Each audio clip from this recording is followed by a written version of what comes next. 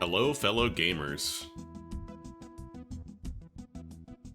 We got a bit of a different stream for you today. I'm not going to be playing any video games. I know. What is it? What is he doing? Why is he playing a video game? We're going to explore the world of Nintendo today. You might be wondering, what's the world of Nintendo? Well, if this crusty-ass image is anything to go by... No, well, actually, no. There's going to be a James, I think. We'll probably see a James. The world of Nintendo is a website that was originally brought online in 1996. Is still somehow live to this day. Looks like it has not been updated since the late 90s. Get a free iPad or MacBook Air. I think this is probably the most recent update, is this thing to just put in the spam affiliate link. But as you can tell from the counter, it's been around for a bit. Don't worry, you don't need frames to watch this stream.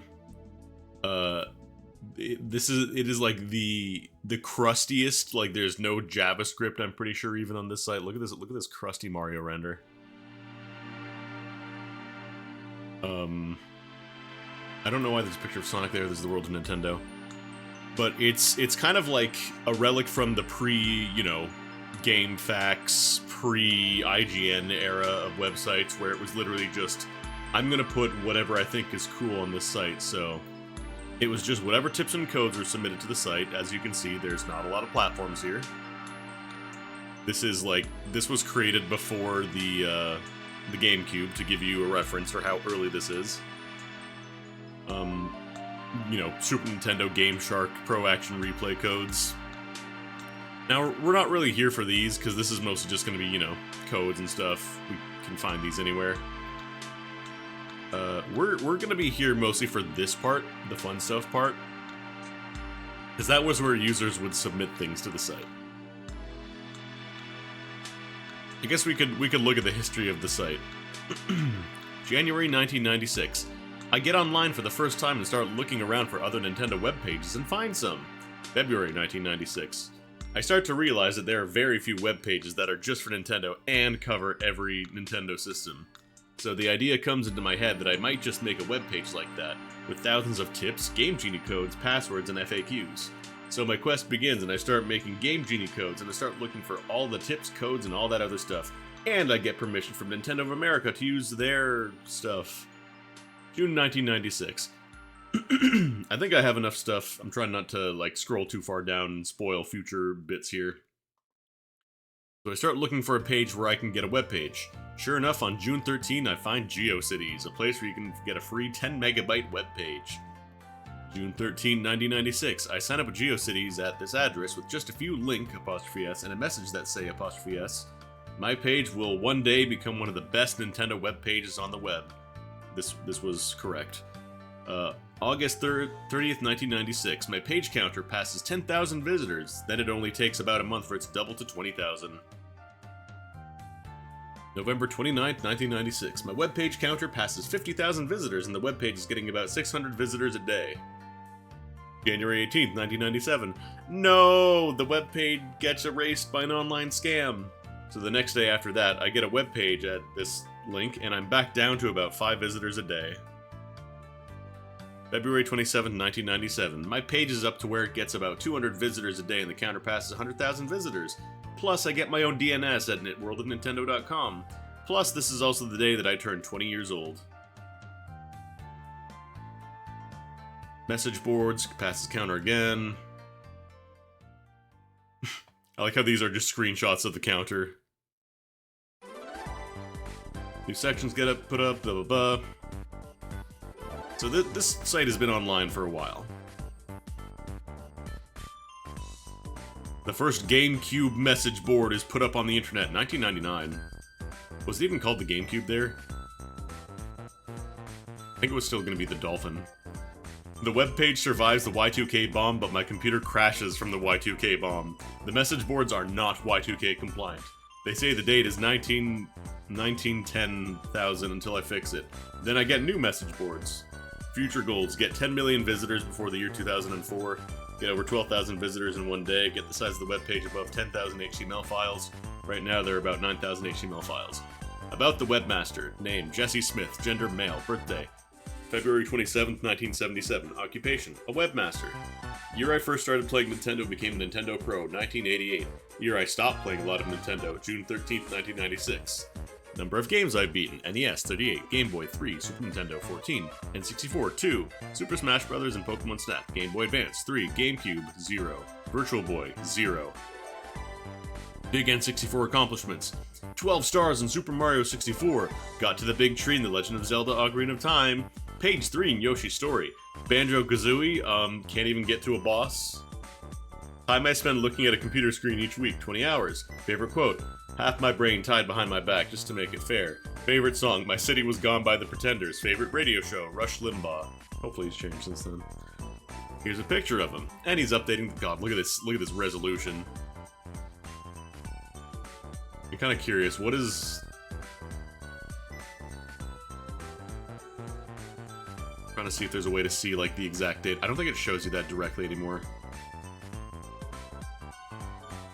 It is interesting that this dude created a page for Nintendo exclusively when he stopped playing it. Like, shortly after he created the site. But we're not here for, you know, the list of... because this is just like a list of games on the platform. This is stuff you could find anywhere. We're here for the fun stuff. Because this is where users would submit things.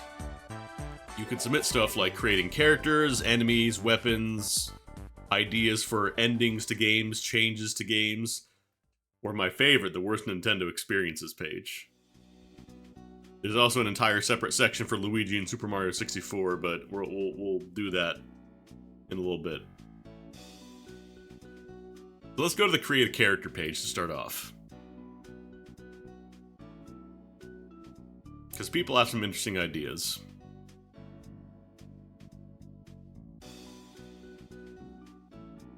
Captain Congo is a giant water snake who tries to eat you when you get too far out into the ocean. This guy literally eats you with one big gulp. He has huge jaws and a lashing tongue. Pretty good idea, JKW. Louie is the Blue Regal and is Kazooie's brother. Louie is a lot like Kazooie, but Louie does not complain as much, and Louie can shoot mystical blue flames from his mouth. I would call his flames barbecue baddies. Thanks, Jeremy. Shrinto is a ninja cobra. You find him when you collect the ice key and the 2 eggs. When you have those, he comes up to you and says, "You certainly come a long way. Maybe I can help you in your journey."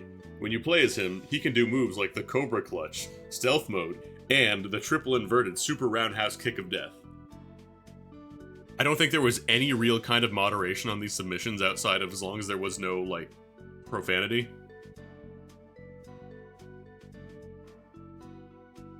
Blawa is a friend of Banjo and is from the Banjo-Tooie game, but somehow got into Banjo-Kazooie. He, Banjo, and Kazooie are off to fight the witch and rescue Tootie. Blawa is a strong big baby, that's why they call him Blawa. He has cool powers, like when an enemy comes, he farts on them and they die of gas. Another one is he has the ability to dig deep into the ground and make a surprise attack.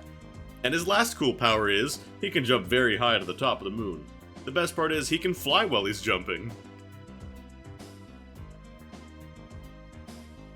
Whatchamacallit would be a combination of a kangaroo, a bird, a turtle, and Bigfoot. He would have all the abilities of Banjo and Kazooie, with lots of cool added things, like he would be able to shoot lasers out of his eyes and drop bombs on people while flying.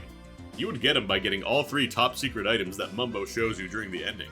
If you beat the game with him, you would get a secret ending where Mumbo would show you some pics from the sequel to Banjo-Kazooie, Banjo-Tooie.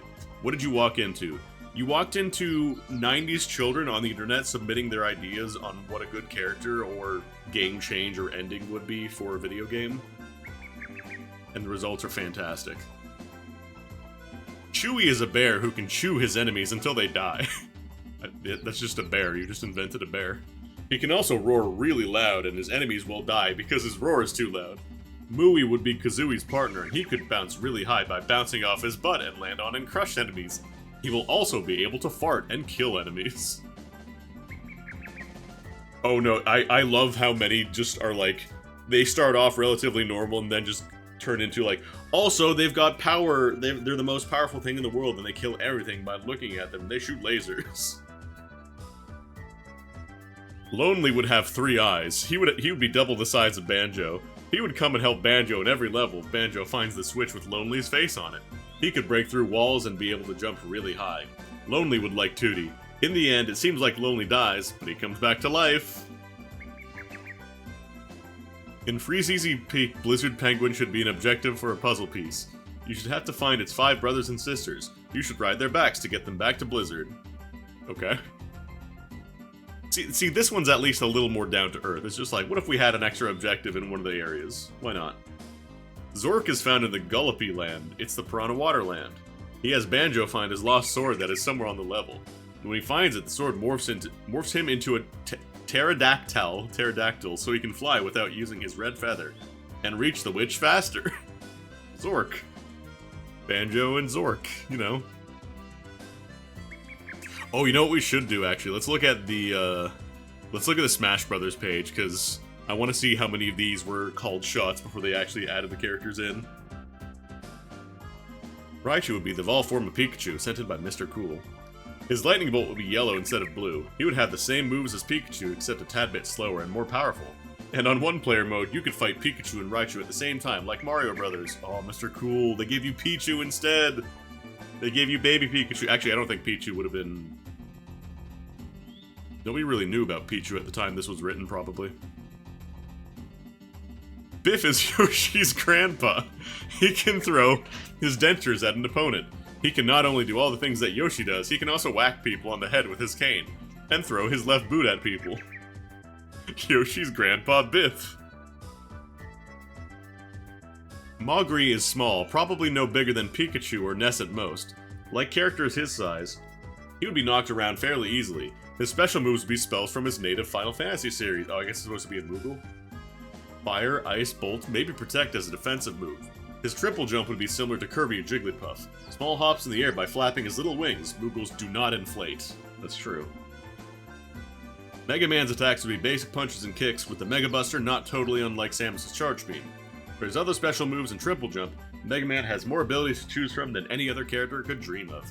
His throw would probably look a little like using Gutsman's ability from the original game. Honestly, correct. You called it, Mr. Tuvai.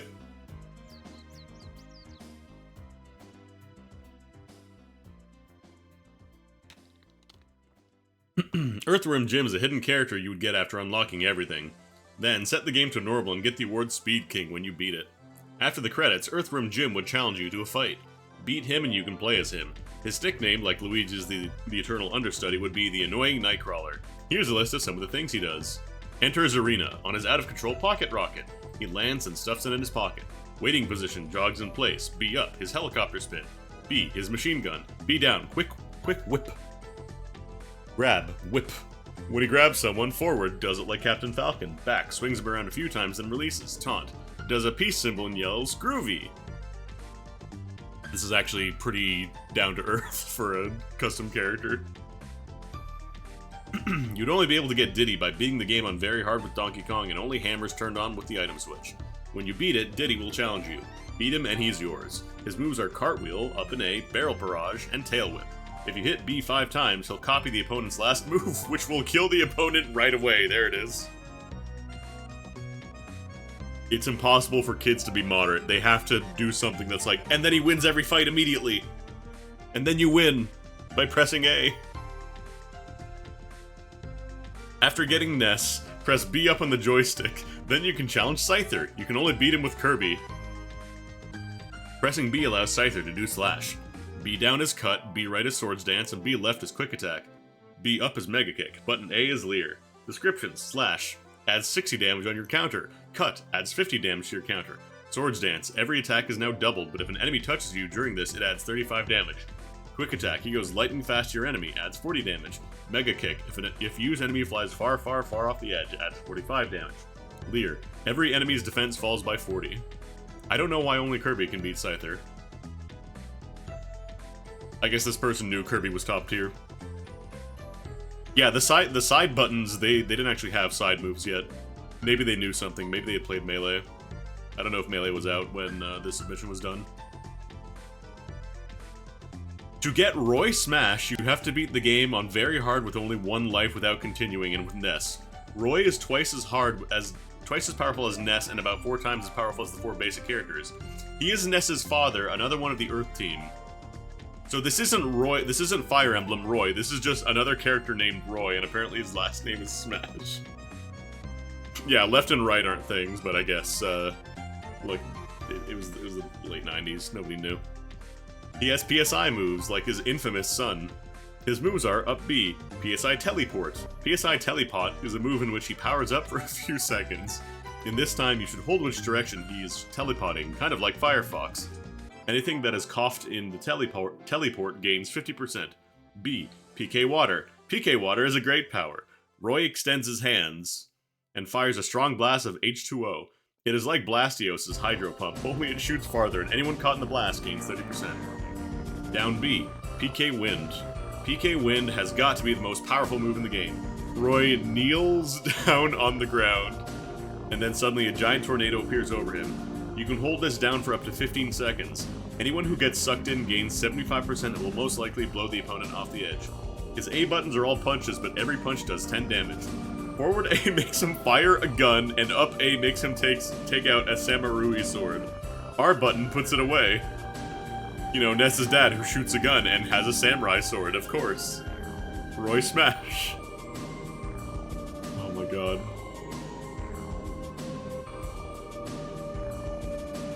Thymut is a new and rarer than Mew Pokemon. Thymut looks a lot like a Velociraptor that has a crest on its head that resembles that of a Machamps.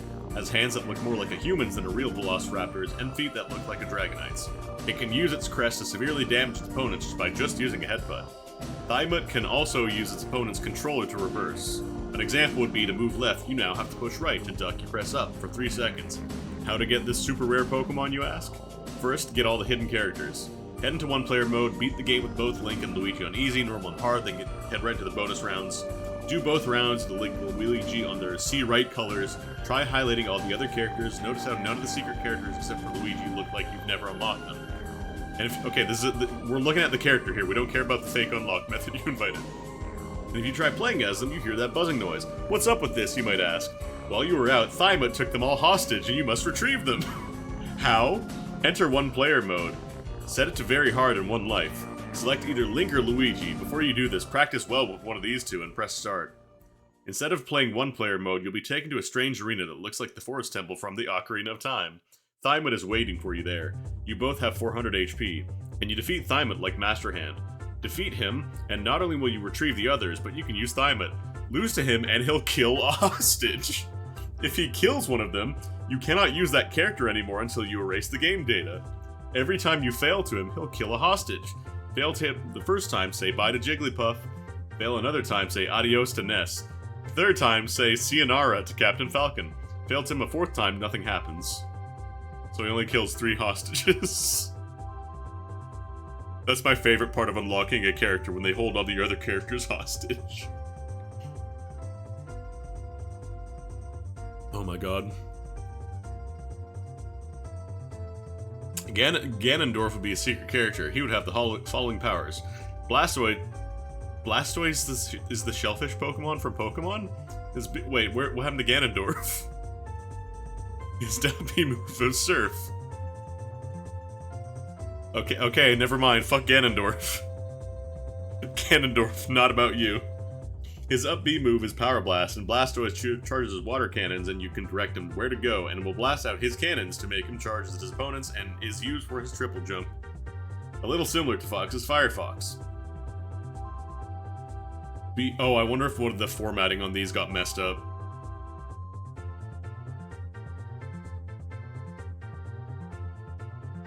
Okay, I think this is the Ganondorf entry. I think I got split up by this somehow. B would have, this is for Ganondorf. B would have Energy Ball, and if B is holded, he would charge and create a Beggar Ball. Up B, he would hover. Down B, would pound the ground and create a Shockwave, and the Shockwave would hurt you. A, he would kick you repeatedly if kept tapping. You kinda called the Falcon clone a little bit there. Forward A, he would have a Power Punch. Down A, a small spin that would hurt anybody around him. Up A, a swipe of the hand. R, he would grab you and put an energy ball in your chest and throw you if thrown forward. He would grab you and pound you to the ground if thrown backward. For a taunt, he would fly in the air and stretch out his arms and legs like he did when he destroyed the castle after you beat him the first time, and before you go down the castle with Princess Zelda. Pretty close to his taunt, honestly. Charizard, the fire-breathing Pokemon, has come to the Smash Bros. Tournament and is taking revenge on Blastoise. Blastoise is another character I made. That's right, you made him. His B attack is Flamethrower, so you can blast out fire from his mouth. Down B is Hot Foot, when Charizard blasts fire at the floor to make it very hot. Whoever's touching the floor will get burned. Up B is Inferno Flash, when Charizard ignites with fire and then disappear and will teleport wherever you direct.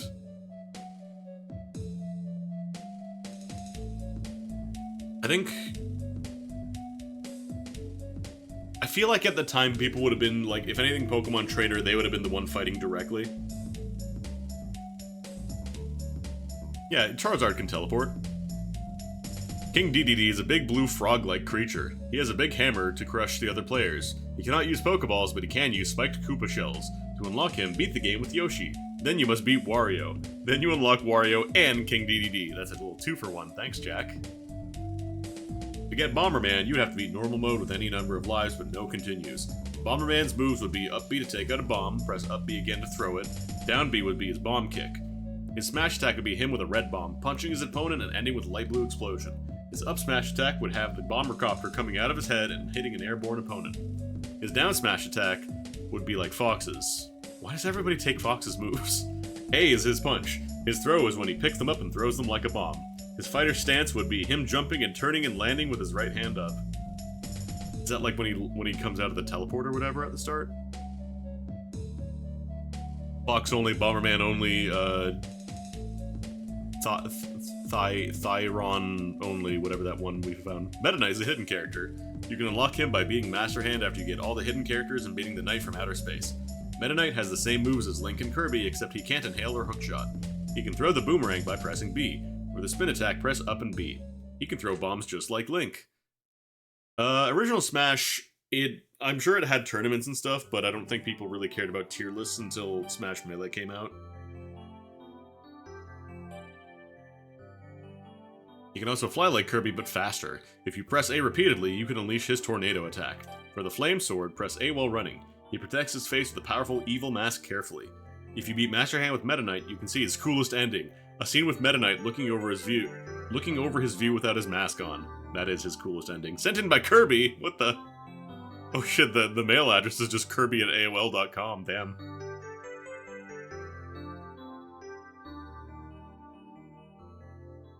Yeah, there's Pit.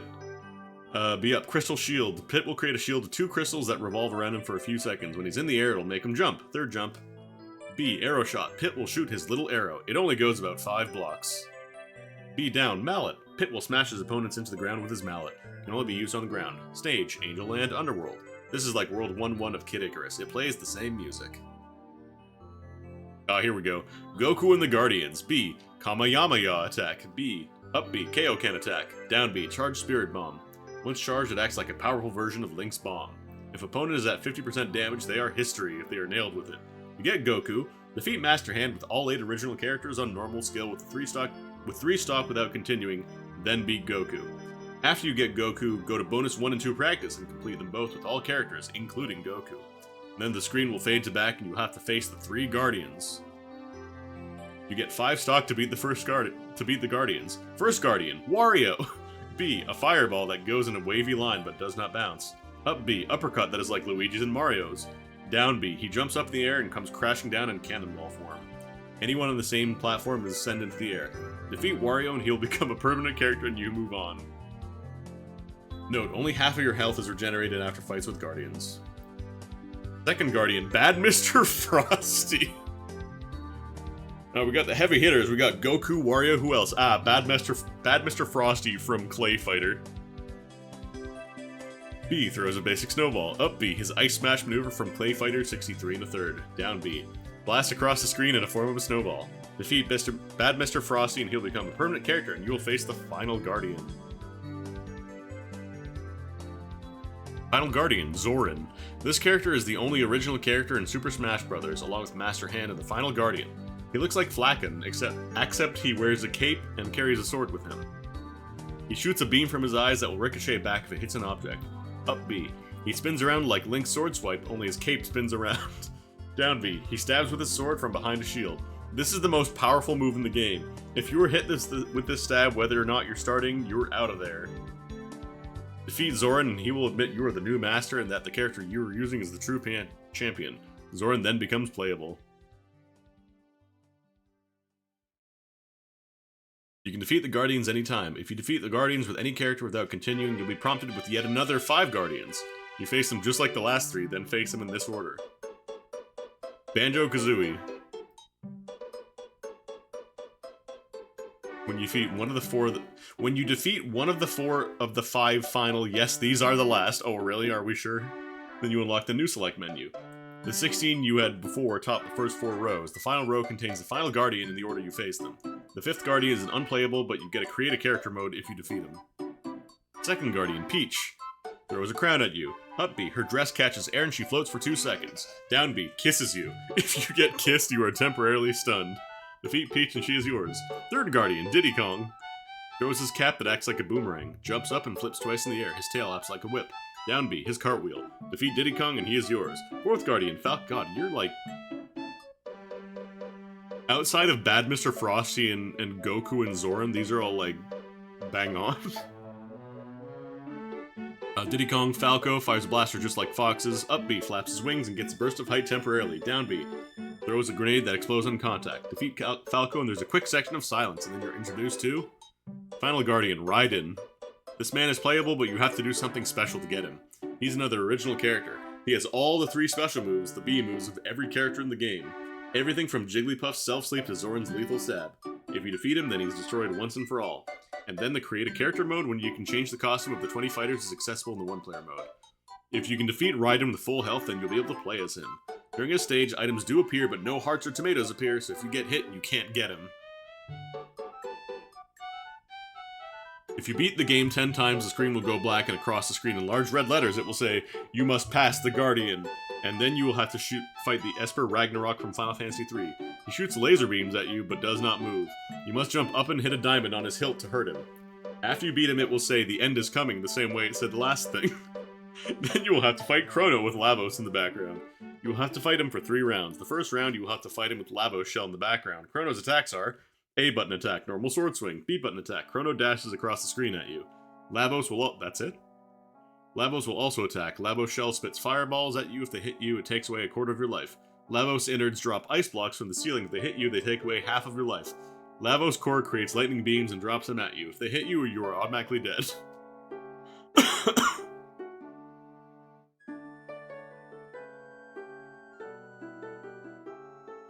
The Plasma Raptor is a velociraptor that can shoot powerful blasts of plasma energy from his hands. He can teleport by appearing to explode, and he can fly. That's it. What if there is a velociraptor that shot plasma? Anyways, that's my pitch. Peach can take off her crown and throw it at the opponent. Her dress can catch the air when she jumps, making her float. She is also able to daze the other character with a kiss. Is this the same person that submitted the Peach Guardian? No, it's a different person, apparently.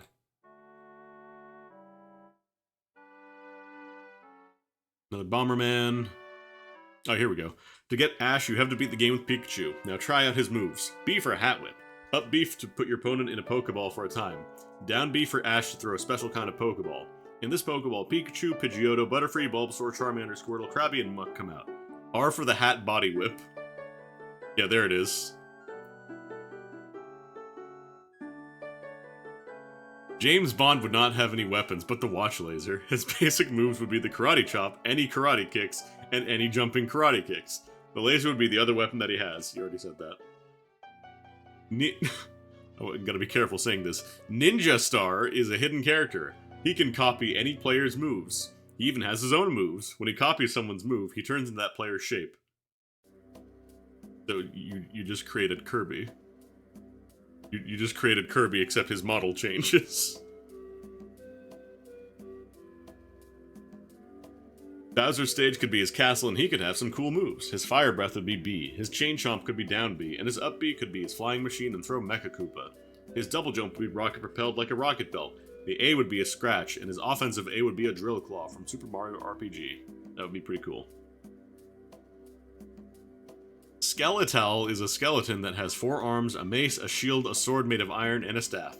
To get him, you need to have all 12 characters. Then beat the game with all the characters on every difficulty. After that, beat bonus stage 1 and 2 with every character. Then Skeletal will challenge you to a fight. If you defeat him, you can play as him. To play as Skeletal, choose Captain Falcon and hit the left C button. Trunken Bowser can turn opponents into little critters. Like, for example, DK would be turned into a chimpanzee.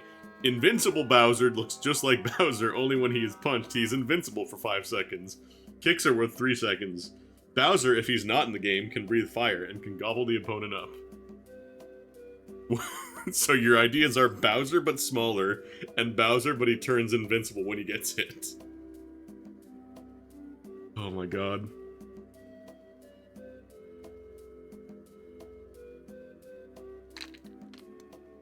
I'm kind of curious. Somebody mentioned this earlier. How would you add a character to Cruisin' USA? This game can be much of an RPG playing game. You will start with Gug at his very own treehouse. You will also control him throughout the entire game. Gug is a tiny green ant with long eyes that look almost like a zero. His eyelids only reach to the center of his eye. This is a racing game, by the way. If you would display him at normal screen, you will see him much bigger than vice versa. He also has thin arms and legs, and big black eyebrows that are a little separate from his eyes. He has a head that looks like a tiny bit bigger than his 2 bodies. He has 2 bodies now? That are the same size. His head has half of a rounded mouth that has smiling teeth. Gug's third body! Gug's third body has a tail that looks like a scorpion's tail, which is horizontally facing out on the back of his second body. Also, he has very long gloves, which protects his knuckles from his enemies. In his adventures, Gug meets other giant bugs and huge animals in the woods and in the forest. Gug's technic body looks very weak, but his strength is a little more amazing than you might have thought. You could make him punch enemies. You could make him crouch, or see him dive, stomp, launch his head, move backward, spin, twirl in the air, jump twice more higher than Gug's regular jump. Or you could make him kick by pressing the punch button while you keep crouching, or crouch while in the air. You could make him slide and kill enemies by first holding down the punch button, and then pressing the jump button. Or you could make him jump over enemies by running and then holding down the jump button. You could make him walk or talk to some animals that give you hints or help out other creatures or other animals, whatever they have lost. And now the final technique is to come closer or go back to the original position, or you could also see what Gug's eyes are looking at. Yeah, man, add fucking Gug for Cruisin' USA. I'm down. I want Gug. I wanna play Cruisin' USA with Gug with his 5 bodies. Oh my god. I'm pretty sure the Java games don't work anymore.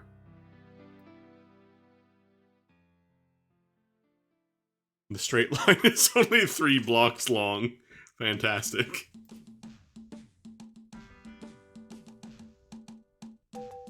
Oh, let's see the new characters they want to add to GoldenEye. Oh shit.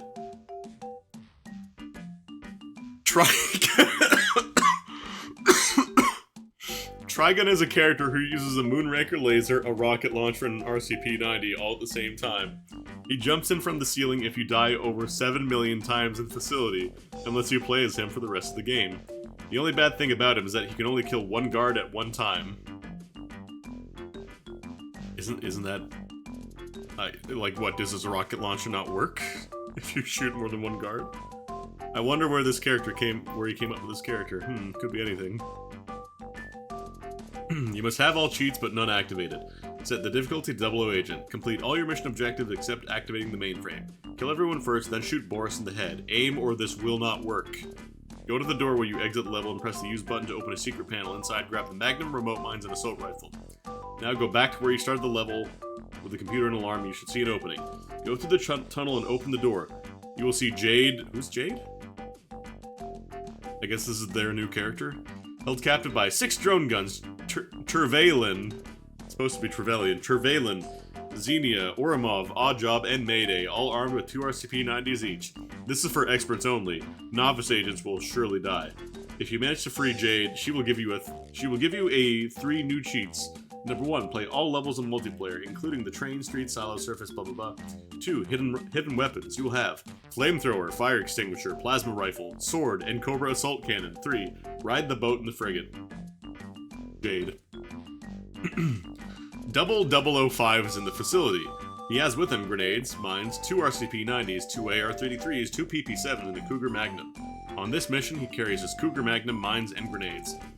After you get out of the vents and bathroom, finally arrive in the corridor after the room with the 2 guards that you get to activating the security room. Go to the door on the right and place your mines in the tanks. Go to a safe distance and 005 will walk out. He walks to you and says, "Nice job, 007, now let's go to the bottling room." Below it says, "Objectives changed. Now you have the objective A, arrive to bottling room with 005. B, destroying tanks and kill Trevelyan. C, escape facility." Once you arrive at the bottling room door, 005 will take out a door decoder, like the one you got from Dope. He will open the door. It will look different. There'll be 2 sets of tanks and guards surrounding Trevelyan. 005 will whip out mines and start planting them. You are left to kill Trevelyan. Once you kill him, 005 will lead you to the door. Once you're done, 005 will turn around and shoot a few guards. In small print on the 005 it says, "New missions." Now all of your missions have been changed, so 005 is with you. Sent in by 0008. Oh my god. I wonder how many people, like, submitting stuff here have actually seen any of the James Bond movies. Yeah, half of these are just, like, unlock methods for their fake characters, but I'm gonna let it pass, because it's all fake anyways, it's all made up. Ain't got no point to it. Sent in by Catherine. Natasha is Natasha's the 14-year-old kid of Natalia. She's a computer whiz and a very lovely girl.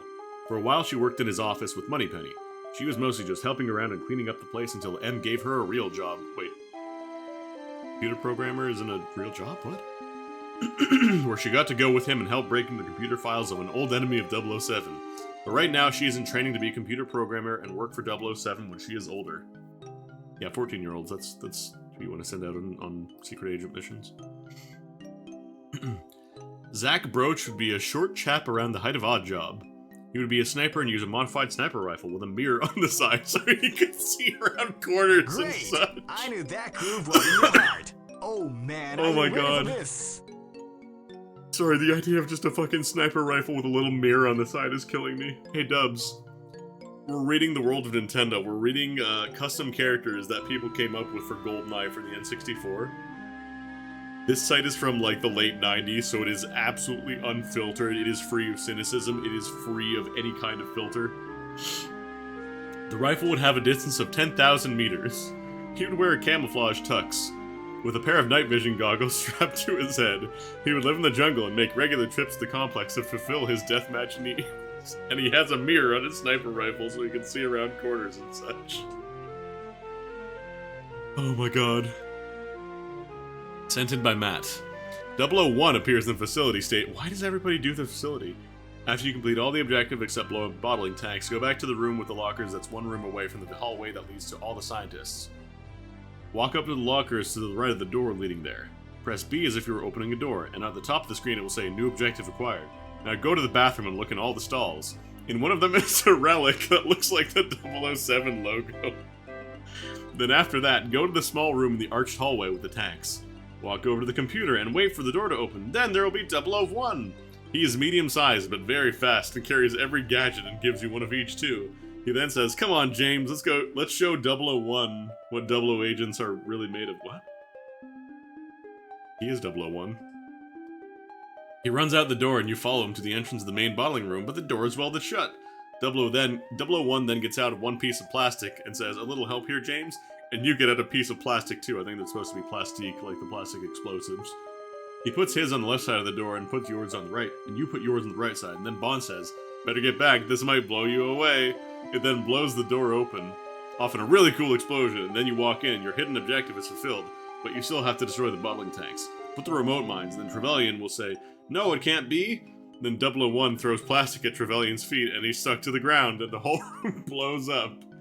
It then shows 001 and 007 walking out of the facility, and 001 pulls his face off, and just as Bond says, "What?" Q says, "Smashing job, 007. I knew you could do it." So I guess it's just Q in disguise? Okay.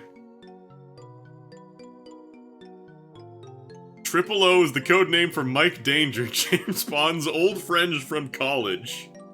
Triple O is taking the place of James whenever he dies in the game after you enter the special code. Triple O is a superhuman with special powers with his mind. He can make any weapon appear in his hands. Holy fuck. James Bond's old friend from college, Mike Danger, who is a psychic who can make weapons appear in his hands. Holy shit. This doesn't exist anymore. You can't, like, people will think you're just being ironic if you write this now. But this was the 90s. Everybody was completely honest. Oh. Agent Shooter is a computer specialist, so he can break into any computer. He turn off alarms. He's also an ace with a gun. His real name is Evan Shooten. I wonder if there is a reason for his name being Evan. He wears a white cowboy suit most of the time, but he always wears his white cowboy hat no matter what. He wears it because it's his lucky hat. Evan Shooten. With his white cowboy hat and cowboy suit. Original character, do not steal. D-Blop is a little prototype robot who runs on wheels alongside 007 and one player. He gives you a radar in the top right hand side, just like in a multiplayer. Also, if he sees an enemy, he will start firing away the laser, similar to the watch laser. He's very hard to destroy for two reasons. He's always wearing body armor, and he's very small and fast, so he's hard to aim at. There's a special cheat code to play as him in multiplayer mode, and the only disadvantage of playing as him is the fact that you can't pick up any weapons or body armor, because you start with an unlimited laser and body armor. The advantages are the same as they were in one-player mode. So it's just Oddjob, but you always have body armor and a laser. Crash would be a special character after you beat the game in 00 Agent, and have all other cheats. He would be taller than Jaws and be nearly indestructible, but his disadvantage would be he moves really slowly and has bad aim. The shots from the gun don't go in the middle of the red sight. See, now Crash I can get into. He moves slowly and doesn't aim where you point the gun. 10 out of 10. Deedstone will be placed at the control room where he's held hostage. He's being held hostage where the 2 in Agent or 4 in Secret Agent 00 drone guns are. Right up the stairs at the end of the room. You gotta free him by shooting the chair and the rope he's tied with. He will help you in the level when you have to protect Natalia and when you need to escape. He will be carrying a pair of RCP-90s. Why does everybody use a pair of RCP-90s?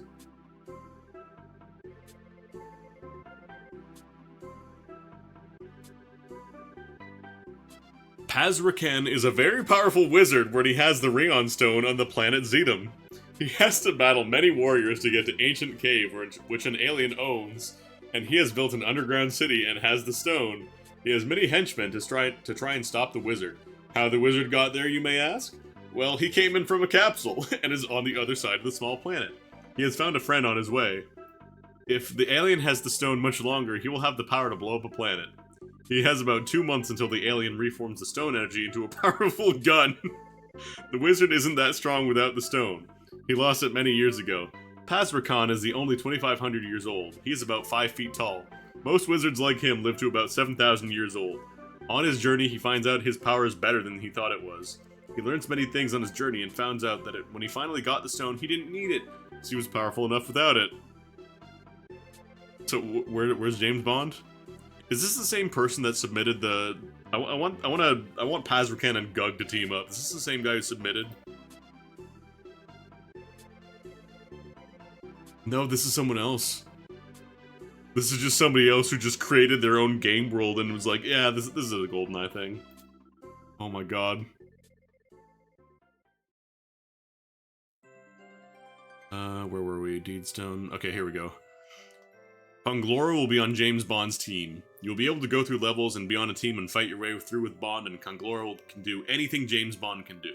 But this character is dressed in black and is bald, and he has a cool looking face. That's all I got. He looks cool. Thanks, Ryan.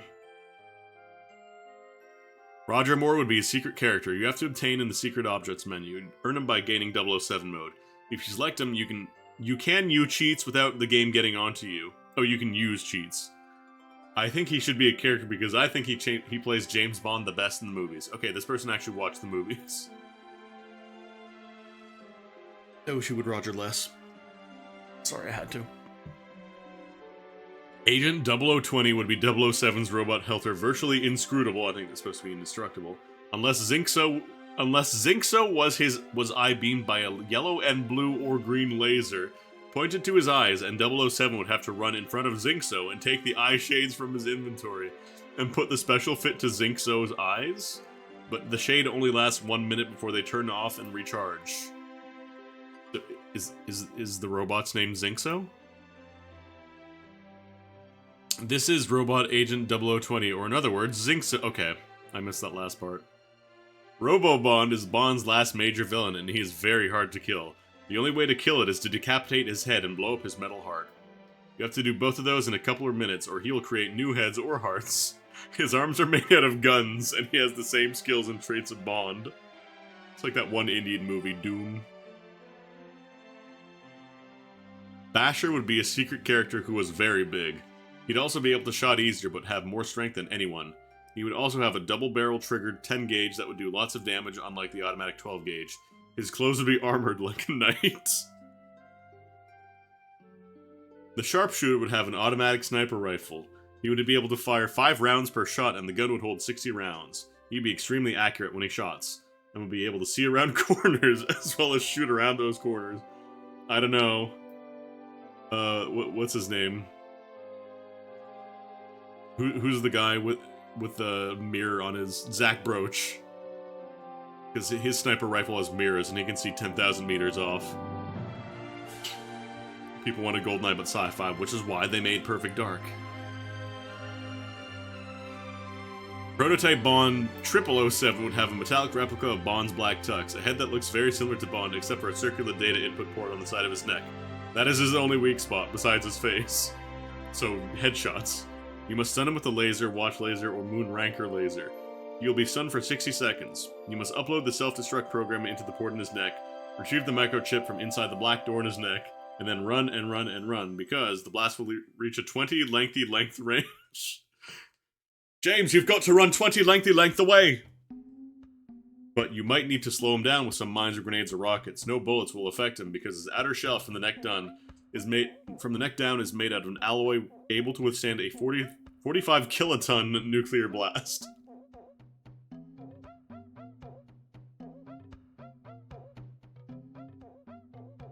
TNT would have contacts all over the world that James could talk with. He would have influential connections into the White House, all over Russia, and in most of the Orient. If at any time James needed info on anyone from anywhere, he could just contact Superfly, and he would patch him into a direct line, kind of like a really powerful operator. Superfly TNT would dress as a professional pimp, and be able to get into any building using his disguise and a few female operatives from his offices in Las Vegas. So you just played Daikatana, huh? Suicide King, favorite weapon, rocket launcher, age 40, weight 300. Pounds, kilograms, 300. Suicide King is only an alias. His real name is unknown, same as his face. Suicide King wears a mask over his face and has a tuxedo on. Background is an ex-KGB agent that has a death wish. He likes to blow things up and like watching the terror that he causes. His weapon of choice is a rocket launcher so that he can have a big bang. Kill. Suicide King can be killed, but it is hard because he wears protection from his rockets and a bulletproof vest. Okay. Oh man. Kinda curious, what about the Mission Impossible side? There would be 3 extra characters. They would each be skilled in their own way. Alexander Delarcio, not Alex DeLarge, who is a virus hacker and will do anything to get the job done. Enchard Notch, quick to think and can figure out the enemy plan easily. Work for the secret agents. Norvich Bonvenivici, a big agent, great with electronics. They would be off the knock list, and there would be 3 missions where you'd have to choose which ones you would use. They would have different weapons, an automatic pistol, grenade launchers, or double Uzis. I would make my character 5'5", blonde hair, and strong. His name is Joe Killam, and you can pick up a rocket launcher and mini nukes throughout the game. You start with a laser and a Sans 45mm gun. I'm Joe Killam, and I'm about to solve this Mission Impossible. I Huggle. Oh shit, it's Killum! Pokemon Snap. Snappy is a small Pokemon like Ditto that helps you take pictures.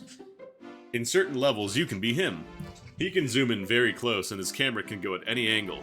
His drawback is that he can't use Pester Balls or Pokemon food. He can, though, use a Pokemon call. Name, Hellraiser. Ghost Fire Psychic. 2'5", 76 pounds, number 2000, special attack Psychic Flame Ball. How does it look? It looks like Haunter, but it is all in flame. Deep dark eyes that are red, sharp claws, very scary looking, mean looking, sharp teeth. It loves to play in dark places. Where in the game? First in the river, make all the Poliwags come out of hiding, and then make the Bulbasaur come out of the log by throwing an apple at the fallen down tree. Now make Slowpoke evolve into Slowbro. Now exit the level, do not take any pictures. Go to the volcano. At the beginning, throw Pester Balls into the mini volcano. About 6 to 9 Pester Balls, nice.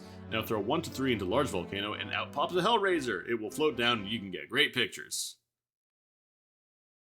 That's it. Ooh, Quest 64. Toldos is a hidden character with very good defense and attack, and has very good earth and wind homing attacks that are both very powerful. His mission is to find out where his town went. He said goodbye to his parents, equipped his father's armor, and took his sword, then walked out to start a new life. Suddenly, right after he walked out of the village gate, a black hole appeared out of nowhere and sucked his village up. He gets pulled into the black hole and then awakens in a small cabin. It looks like his house, but everything is the exact opposite. He then walks into a world that is dark and evil looking. Then his quest goes on and on and on and on and on. Slayer Doomsday, the Nano Elemental, is a diabolic demon sent from the underworld to remove the souls from every human on Earth. Slayer Doomsday has 2 attack forms, Doppler form and Demon form. Slayer Doomsday can only be harmed when he is charging for the Nano Blast, a spell that will drain all of MP, half of your HP, and disables your item use for 30 seconds. That takes 2 turns. He can only use this in Doppler form, which is a clone of you. In Demon form, he only attacks with his sword, which does 150 to 200 damage. Before he can turn into a clone, he will cast your last spell casted. Slayer Doomsday is 2000 HP and 2000 MP. He has no known weaknesses. Kinneon is a young teenager who wants to become the master, a great ruler of the land he lives on. He has done a lot of training of the martial arts of Sinu. He has become powerful in his power level of 500. His statue level is 7, and he can do many tricks, like the laser attack, fireball, lightning strike ×3, and the power of wind. I would probably start off with him as the main character. International Superstar Soccer? Oh, just add Pele to the game.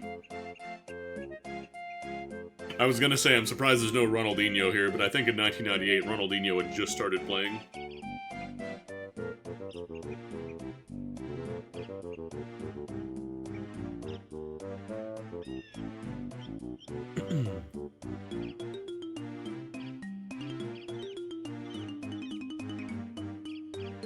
Let's go to a different category here. Because that was just the N64, there's still all the Super Nintendo. Ooh, let's see the original Earthbound characters. Ness would have to find Silver Manny and own it in battle Liar Exaggerate. Les would take the Manny and use it in a battle. It would give off a silver glow and then look like a golden Ness. It would have the move Manny Magic. It would change an enemy into a weaker enemy of a different type. Example, Manny used Manny Magic on Carbon Dog. It would change Carbon into Zombie. No, you can't taint the Demon Rush. It's perfect as is. Can't buckle. Why does Hellraiser keep showing up? HP 75,000, PP 15,000, attack 255, 255. Everything is capped. PSI powers that Hellraiser knows are PSI Fire, Alpha, Beta, Gamma, Omega. Freeze, Thunder, Starstorm, Brain Shock, everything Omega, and every other power that you have. Hellraiser can also use every item that you have or have had. He also has a quantity of 14 for each item that he has. He can also use destructive powers if you don't kill him within 5 minutes. To find Hellraiser, after defeating Gygus, head back to the Giant Step. Search around the top of the Giant Footstep and attempt to find a hidden item. After searching, press A to attempt to find the item. If you do find it, you'll get an item known as Sound Rock, not the Sound Stone. Head back out the door of the dungeon where you fought Titanic Ant. There will be another enemy there, this time known as the Destructive Ant. Defeat him and relearn the melody. Then, following your footsteps throughout the game, redefeat the powerful versions of the lesser bosses. Titanic Ant to Destructive Ant, Mondo Mole to Mondo Roll Mole, Trillion Edge Sprout to Weed Eater, Shroom to Hoover, Plague Rat of Doom to Pestilence Cat of Shroom, Thunder and Storm to Blunder and Torn, Electro Spectre to Electrode Spectre, Carbon Dog and Diamond Dog to Harden Log and Lyman Log. I think we kind of fell off at the end there. Also, use the Sound Rock in order to relearn the 8 melodies from the 8 sanctuaries. When you have beaten Harden Log and Lyman Log, you will return to Magicant, where all 4 of your party will travel. Exit the hotel in which you arrive and talk to as many people as you can. Each person that you talk to that has a name will join your party. You can get up to 15 or more people in your party, then return to fight Ness's Nightmare and destroy it. After the short sequence of events, you will regain control in the Cave of the Past in the present. Head up from your current location and you will find a rock. Repeatedly press A for about a minute or so, and a voice will say, "Let the Hellraiser hell raise!" And then you fight Hellraiser. In order to beat Hellraiser, hit him with everything that you've got. Your most powerful spells and PSI powers and magics and tools and everything that you can muster. After beating him, you will gain 1.5 million experience each, and everyone will have unlimited uses of every item that you have. Every stat will then be at 250 on everybody, and everyone will have 999 HP and PP. You will then black out and reappear back at the start of the game with everything that you had. Fight your way back through the game, and you can get new items. Defeat Gygas, and you'll be able to nab Pokey and use him as a human shield. He'll be used as your body, arms, and other on every character that you have or can get. All the new characters beside the first 4 you can get again. Just talk to them.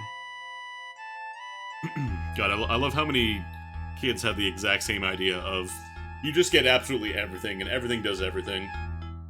And it kills 1,000,000 damage, and it does everything.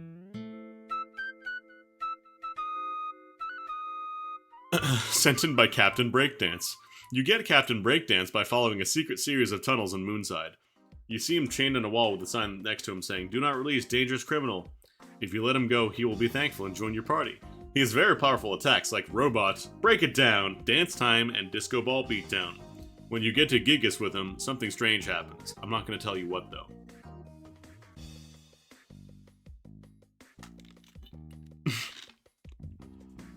Brian would have a mix of new PSI, including PSI Whirlwind, Alpha and Omega, PSI HP Magnet, PSI Aquablast, PSI Earthquake.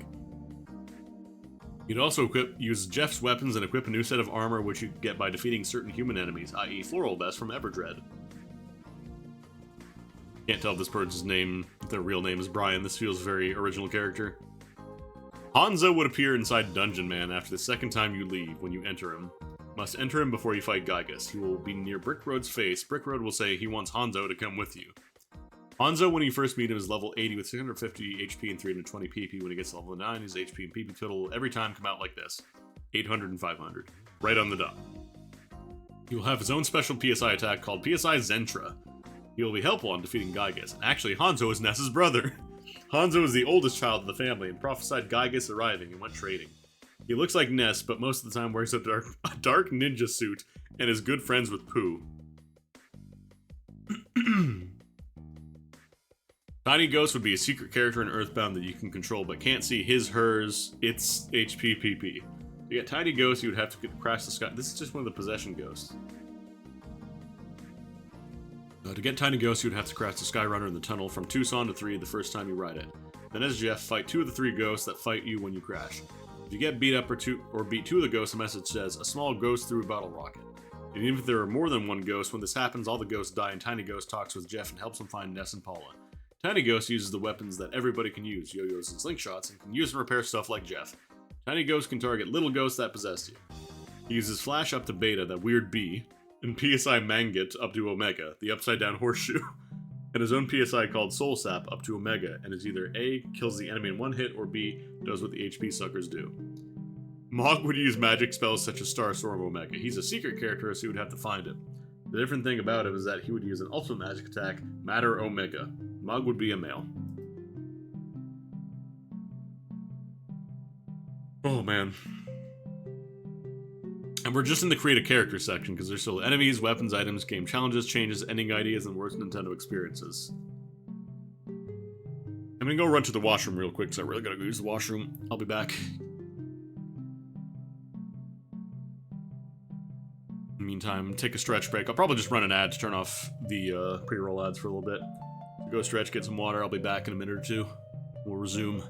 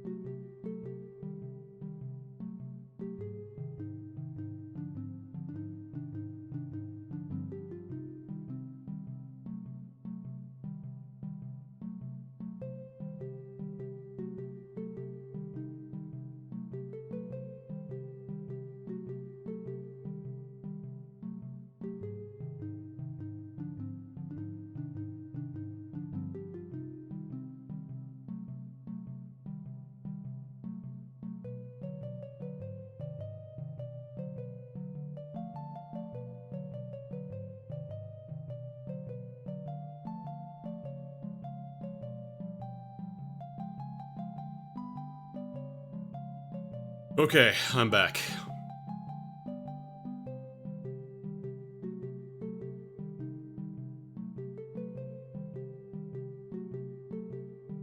I'm debating if I want to go to the game ending ideas or the worst Nintendo experiences. Because they're both good. Let's do the worst Nintendo experiences, because these are like...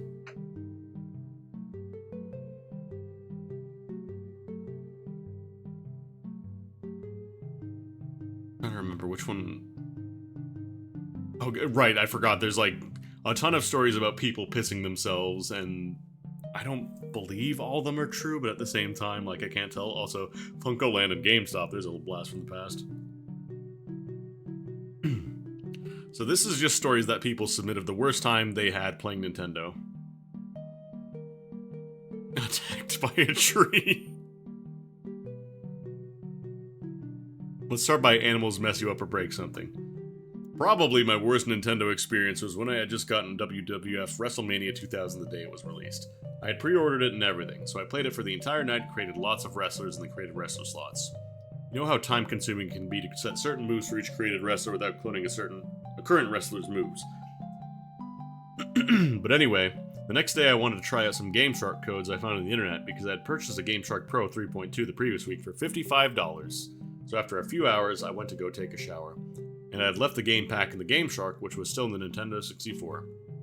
As I came downstairs after my shower, I saw my cat jump up on the table, and being as how heavy and fat my cat is, it tried to jump over the Nintendo 64, but it missed. Before I could do anything about it, the cat had bent the game pack backwards. Therefore, the chip inside of the game pack broke off and was jammed to the GameShark, ruining both the game pack and the GameShark. It took around $110 to replace both items. I was very angry at the cat, and now I hold a personal grudge against it every day. Let's just hope it doesn't destroy any more of my important electronic devices. Now I always keep the game pack removed from the GameShark whenever I'm finished playing my Nintendo 64. When I bought my Nintendo 64, I waited online. I was about to say waited online, probably didn't order online, for over an hour to get it. After I got home and plugged everything in, I started playing Star Fox. A second later, my dog charges into the room and got caught in the controller wire. The system smashed on the floor and broke. I had to pay some ridiculous repair charges and wait a week and a half to finally play with my new system. My god, that's JR. Once long ago, I had gotten Banjo-Kazooie. I played it for about 4.5 hours. My pet cat came in the room and looked at the TV, seeing and hearing Kazooie drove her nuts. She jumped up onto me and scratched up my leg. In pain, I dropped the controller, thus pulling the system out into the open.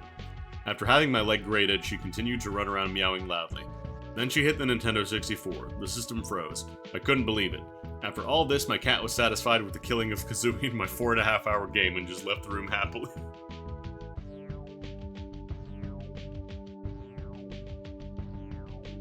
When the Super NES was new, I was playing Secret of Mana. Then my cat came into the room and he went by the Nintendo and took a dump all over it.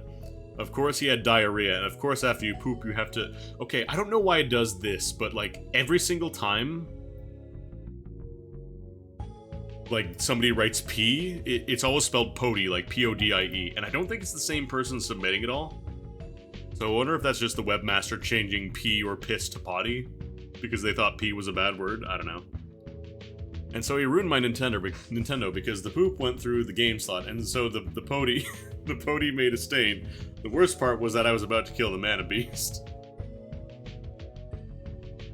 My mom and sister had just come home with this new dog. Of course it wasn't trained and also liked to chew on everything it could see. One day after we'd gotten the dog, I sat down and I wanted to play my Zelda, my new game that I had gotten for Christmas. I sat down to play and smelled this terrible smell. I leaned over to turn my N64 on, and it turns out that my new dog had given me a little surprise right on top of my gold cartridge. How did you not see it? Well, the next week, I sat down to play my N64 again after cleaning up my dog's personal belongings, and found that every single cord of my entire Nintendo was now in at least 2 pieces. I actually do have a picture of my memory card that my dog chewed, my Animal Crossing memory card. It still works, but it is chewed to hell. If I can find it somewhere. My dog chewed up my game, Mario Kart 64, and I thought it was finished, but my dad molded it a bit with something hot, and the game works fine now. Solder it? What?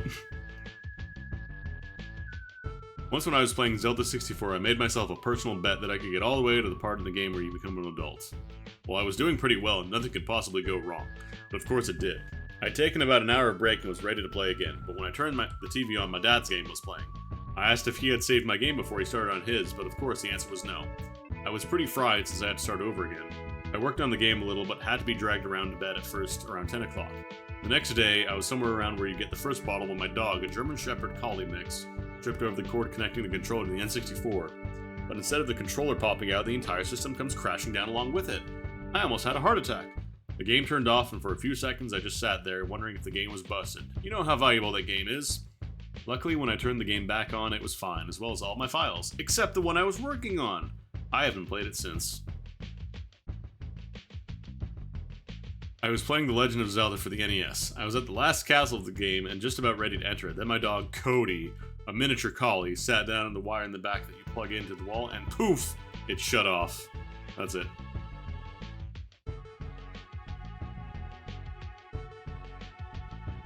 I was playing Final Fantasy III for the Super Nintendo and gotten to the end. Since I didn't want to try and beat it on the level I was at, I tried to get more level ups. I got quite a few when blip, my cat had pulled out the wire for the Super NES. I yelled at her, then kicked her out of my room. I turned it back on and my game was gone. I only needed to win one more first place gold cup in Mario 64, the Wario Stadium track, and I was in first place, and was no more than 5 seconds from crossing the finish line, when in runs my 5 cats being chased by my 3 dogs, and they ran right into my TV stand. My N64 became unplugged, and I screamed! I burst out crying, and it continuously hit my head on the wall. I was upset about that for at least a month. Doesn't it take like 15 minutes to beat a cup?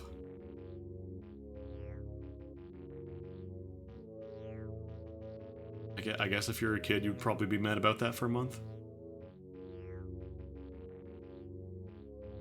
One time I was playing my N64 when a dog came pounding into the room. She sat down beside me with an instant look on her face, so I thought everything was okay. But then all of a sudden she leaps out, grabs the controller cord, and starts to run away with it. After chasing her around the house for a while, I finally caught her. After that experience, I ended up with a destroyed controller and a wrecked San Francisco Rush game pack. Right before I beat the last level on GoldenEye 007, my dog jumped on the bed and froze my game. I was playing The Legend of Zelda: Link to the Past with my friend. We had just got to the last boss when his dog, Bowser, knocked the Super NES off the stand before we had saved. Like they specified the dog's name as Bowser.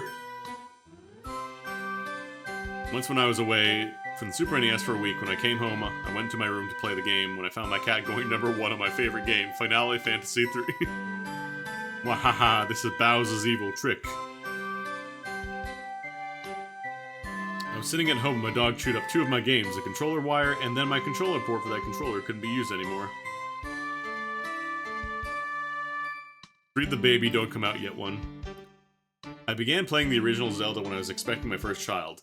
Labor began while I was fighting the 6th enemy with bow and arrows. I did not want to stop it and turn over a game control to my husband. I had not at this point realized I was in labor. Shortly after my husband realized there was a pattern to my discomfort, the time distance between were becoming shorter and shorter, and the pain was getting worse. With discomfort less than 3 minutes apart, he finally convinced me to head to the hospital. My firstborn, a daughter, was born less than an hour later. You're giving birth! Go to the hospital and give birth! Not yet! Not yet! Your water broke! Go to the hospital! Not yet!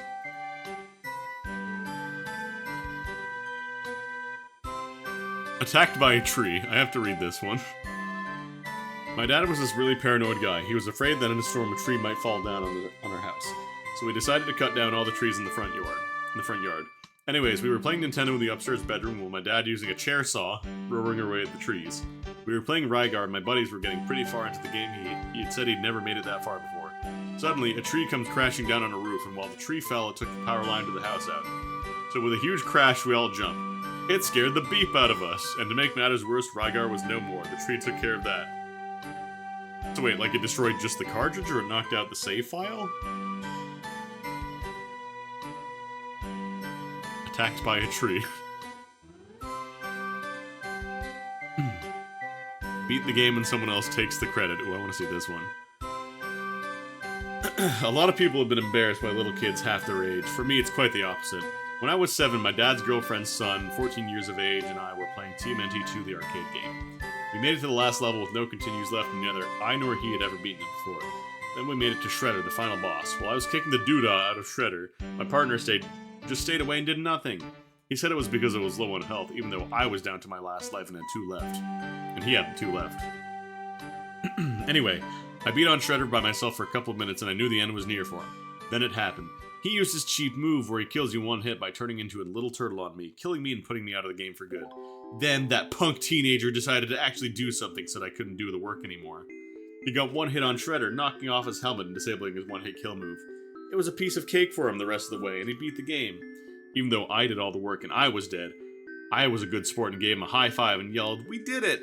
He just stood there and looked at me and said, "We? What do you mean we? You got killed and I did all the work. I beat him by myself." I couldn't believe he could say that after I'd carried him through the whole game and he beats him when I'm dead. This was not like him. He was usually a good partner in games like Contra and Double Dragon 2, but his ego got the best of him. To make matters worse, he bragged during the ending credits. He called his girlfriend and bragged to her. He bragged to me, all his friends, and to him and his family for a week. I knew deep down inside that it was me that beat it. He knew it too, but he would never admit to it. To this day, I haven't forgiven him, even though that was 8 years ago. Damn, my dude has carried an 8-year grudge. That's starting from a 7-year-old because he beat Ninja Turtles. I wish you the best, Kyle Mall.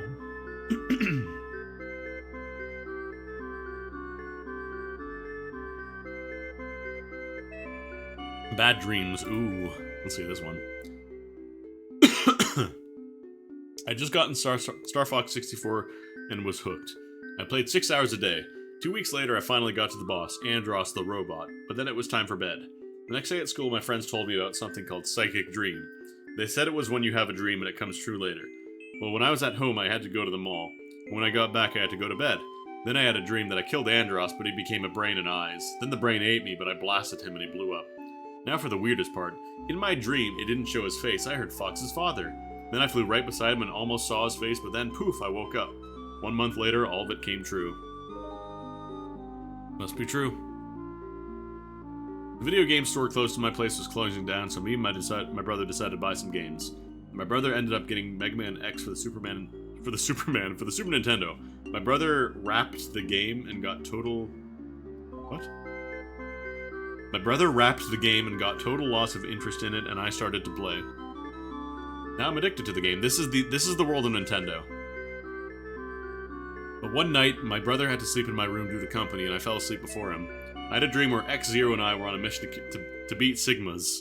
Then it started getting all wovey-dovey, and then X started kissing me. Eek! Then Zero started. Eek! And then I woke up and my brother said I was saying, "Oh, X, I love you," and "Oh, you're such a cutie, Zero." Then he told the guests at my house. I nearly died of embarrassment. May have been an awakening for the small child. Sent in by Olaf. Me and my two older brothers had just finished a long day of playing the Lost Vikings, and we were a little hungry, so we made a big batch of macaroni and cheese. Then I went to bed. My dream was, me and my brothers were the Lost Vikings themselves, but everything was topsy-turvy. Like Eric, my oldest bro, had an umbrella hat instead of a helmet, Balrog, second oldest, had a plunger for a sword, and shot toilet brushes instead of arrows, and Olaf, me, had a gigantic hubcap for a shield. The crazy thing was, we had to save a giant bowl of macaroni! After we saved it and ate it, I woke up. I never looked at the Vikings or macaroni the same ever again. I had the leftover macaroni for lunch while playing the Lost Vikings the next day. Were you traumatized by this dream or something?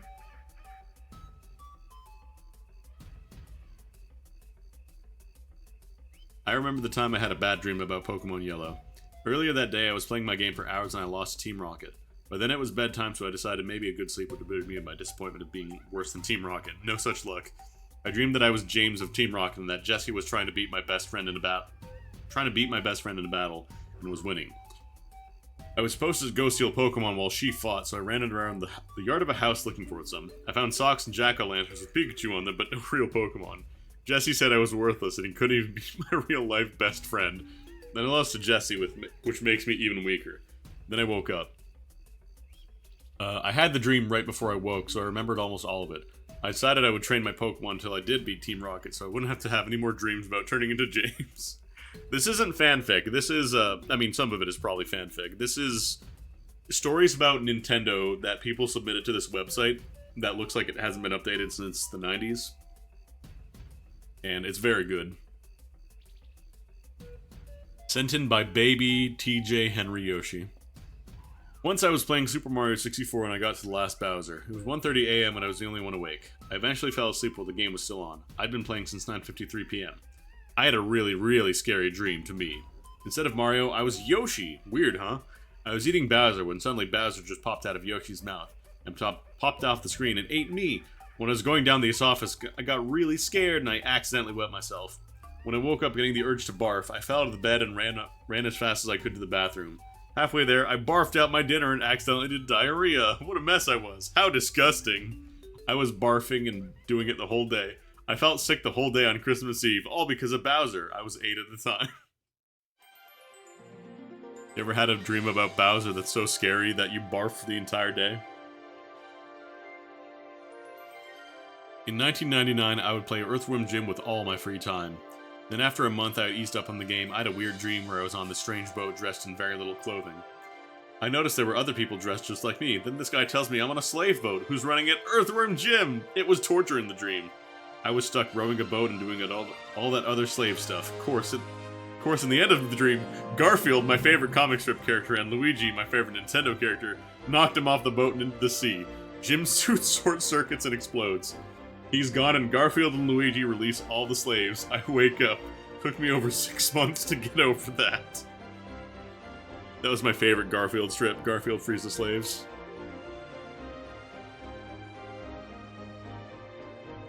Oh my god.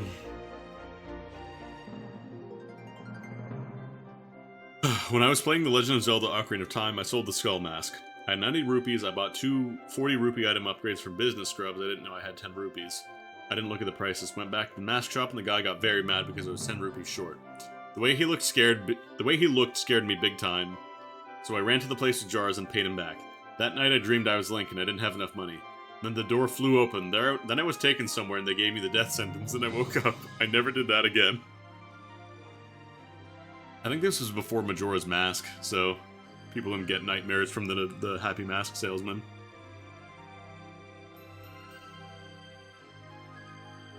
When I was 10 years old, my favorite game was Mega Man X. I rented it 5 times before I finally bought it. I guess playing it so much wasn't a good idea because one night I had a dream where Sigma was taking over the world. He did it by sucking out the brains of people and using them himself. So the launch octopus got a hold of me and sucked out my brains. As they were sucked out, I saw a picture of the inside of Sigma's long head filling up with brains. That's when I woke up. And to add insult to injury, I had the exact same dream a week later. Interesting.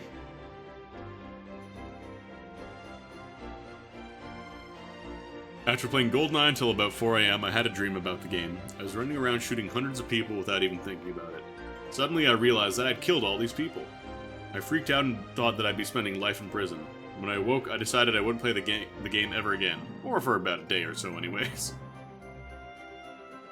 I mean, a lot of these were probably just kids having scary dreams. Also, a lot of these are probably just made up. Whenever I play a ridiculously simple game that I just can't seem to beat or run out of time, I'm 14, so I shouldn't deserve a bedtime. I have dreams about them that night. For example, I was hooked on Super Mario 64 and I stuck on finding a star in the wet dry world, and decided to have some fun outside the castle by jumping on the trees and drowning myself in the water. I then dreamed that night that there was a secret passage to find the star, and to get Luigi, and find a secret Bowser.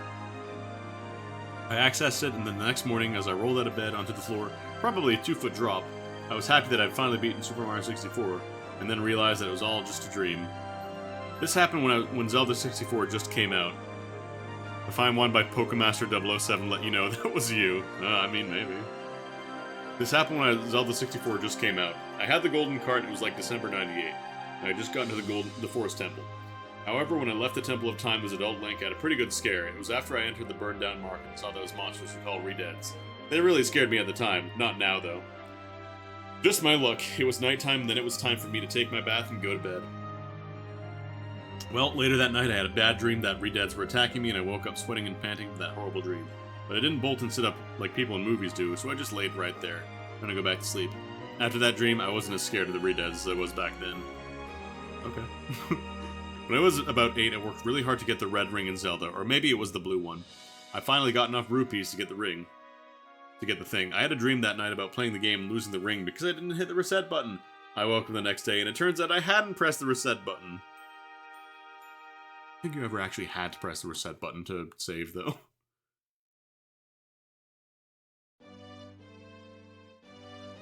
I was having my best bud Brian over to sleep, and as usual we played Nintendo a lot until like 10, and my mom told me to go to bed. Well, being the responsible kid I am, I went to bed. Brian, on the other hand, had a lot of soda, and that makes him hyper. We went to bed, and soon I went to sleep. Now, Brian stayed awake and laid there. Now, when I play Nintendo 64 till night, I sometimes dream, I still am, and I hold my dream controller in my hands and push the imaginary buttons. Thank you for the follow. He saw me and heard my conversation with Mario on how Luigi should be in more games. Well, I didn't know it, but the next day in school, I was a laughingstock of the school. I asked around and found that Brian told everyone in the 6th grade. Now, I being a small, tiny little pipsqueak, I was no match with Giant Master Brian. Giant Master Brian! He didn't hurt me after I punched him a few times and we made peace. I will never play Nintendo after 9 anymore.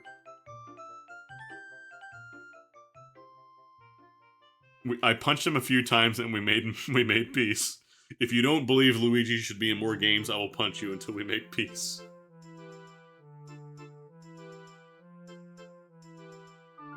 When I was about 8, we got Bubble Bobble for NES. I played it for about 2 weeks, and then one night I had a dream that somehow you could plug 4 controllers into my NES. I didn't know at the time that you could get an accessory for that.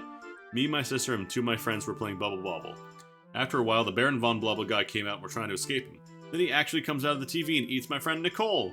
I yelled and screamed at him and told him to give her back, but he just ate me too. So I'm in Baron Von Blubba, right? It looks like the inside of the whale in Chapter 4 of Star Tropics.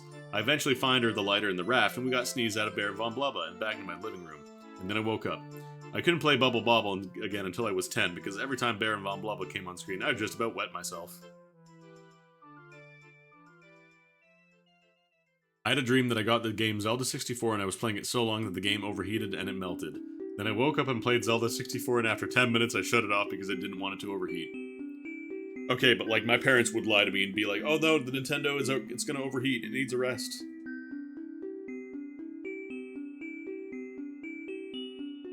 Yeah, they wouldn't overheat. They wouldn't overheat unless you maybe left it on for like all day and covered it in blankets and stuff. Let's read the farts page. This will probably be good. I was playing Super Mario when I had to fart. When I had fart. Bad. I'm sitting there and my brothers are watching me and they gossip like there's no tomorrow. So I'm thinking they won't smell it. I'm 6 at the time, so I let it go. Not only was it loud, but I took a poop in my pants. I ran so fast that I almost broke my toe on the chair leg. I don't think do these pages work anymore? My ad blocker immediately pops up. Page blocked, page blocked. In about 1994, I was playing Teenage Mutant Ninja Turtles 4 with a girl, 2 years older than me, so I was having a great time until about halfway through the first level. I had to fart, or so I thought, she probably won't even hear it. So I tried to fart, but I ended up taking a dump in my pants. I ran out of the room so fast I almost tripped over the controller cord. I thought these were farts, not shitting yourself. Send in my fart cheeks! Okay! So I made a bet to my friends that I can make it to the save point with the monkey in Turok 2. Someone died and I became the monkey, and right as I did, my friend laid a huge one. This fart reeked! Oh, gross! I died, and as a punishment, my friend ate more pizza and farted in my face. Stinky. Oh, gross! Stinky! Thank you, Fart Cheeks. Thank you, MovieMan13 at hotmail.com. I hope it's not. This can't be fetish content, because this was like 1998. I know fetishes existed, but I feel like this was just people actually submitting things. Let's see. Get robbed.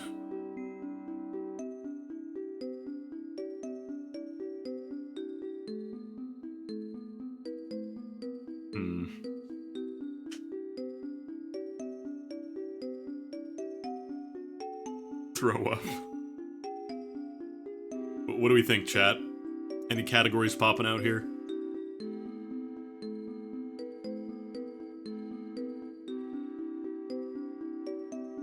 Oh, so this site is, it's called World of Nintendo, and this is the fun stuff section where people submit things. So right now we're in the worst Nintendo experience section, but people could submit, like, create a custom character, you know, make their own characters, enemies, weapons and items, challenges, ending ideas, stuff like that.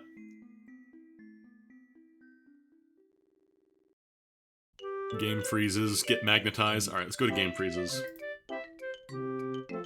I let my friend borrow my copy of Super Mario RPG and told him that these things overheat if you're not careful and play it 24 hours a day and leave it in the sun and stuff. When you live in such a warm climate as we do. So next time I come to get it back, I ask where it is and he goes to get it out of the freezer. Next time I tried it, all the characters were deleted, including the one who was at level 30 before he got to Mac. It only took me 4 months to get it that powerful. Like the opposite of overheating. Oh, I guess literally game freezes. I get it. You froze the game. My worst Nintendo experience almost made me crazy. I had just destroyed Kefka in Final Fantasy III and was awaiting my reward of an ending sequence, and what happens? Freeze! The program froze. I didn't play the game again for a week because I couldn't believe it. I finally played again after a few more weeks. I won and saw the ending sequence. While I was playing Yoshi's Island, I was on the last level defeating Big Bowser by throwing eggs. I just hit him and needed one more hit for him to die. Just when I threw the egg, it froze. I got really mad and started knocking my head on the wall. I had to start all over again. Yeah, we didn't call it FF6 at the time. I had my Game Genie in my Super NES and was going all the way through Super Ghouls and Ghosts, and in the game you have to go all the way through twice to beat it. I was at the last castle on the second way around. My cousin tripped on the controller cord and the game froze. I mean, you got a Game Genie, why don't you just cheat? That's right, we're gonna cheat. I play a lot of older games even now. For quite a while I was working on Kirby's Adventure for the NES. I never beat the extra game 100% before, and this time was determined to do it. After quite a while of playing, I made it Orange Ocean World 6 for those who don't know. And my NES, which glitches out from time to time, was holding out well. However, during Orange Ocean, without warning, it glitched.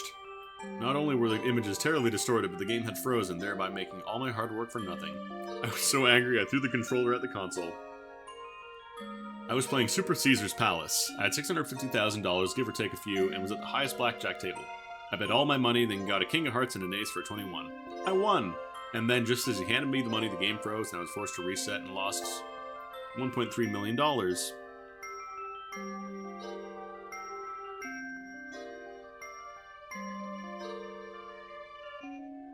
Did the extra mode have saves? I don't remember if the extra mode you could save in that or not. Yeah, this is a Nintendo land. This is the world of Nintendo. I was at the end of Final Fantasy III, and the last time I saved was at the end of the world on the island, and I was fighting Kefka, and I died because then it took me 4 hours just to get there again, and then it froze on me because I had it on for 32 hours straight, and it took me 3 weeks to work. But it took 3 more hours for me to get it back. Why don't you save? The game has a save system. This was 1998. All the batteries were still good. One time I was playing The Adventures of Zelda. I thought I could play the whole game without saving. Wrong! When I went into Ganon, the game just stopped. I was furious. I felt anger and pain in my thumbs. After that, I was so depressed, so I didn't play on my NES for almost 3 weeks. I was at the last level of Zelda. I was facing the last boss. I was so hyped I needed to give him one hit. The hit was headed his way, then the game froze. It wouldn't do anything. This feels fake.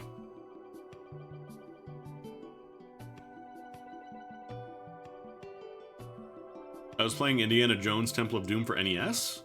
I had been playing all day long. I was on level 10B, one of the last levels of the game. No game genie either. Anyway, my friend came over. He was watching me play a bit, and then he could play. Then his brother came in and watched. You know how NESs mess up when you bump them? Well, my friend's brother put his foot on the stand and messed up the game. I got so mad. I forgave him, but he hasn't played my NES ever since. These are pretty tame. That's higher than one kid smashing his head. Pretty tame. Let's see what's going on at FuncoLand. Letter from a FuncoLand employee?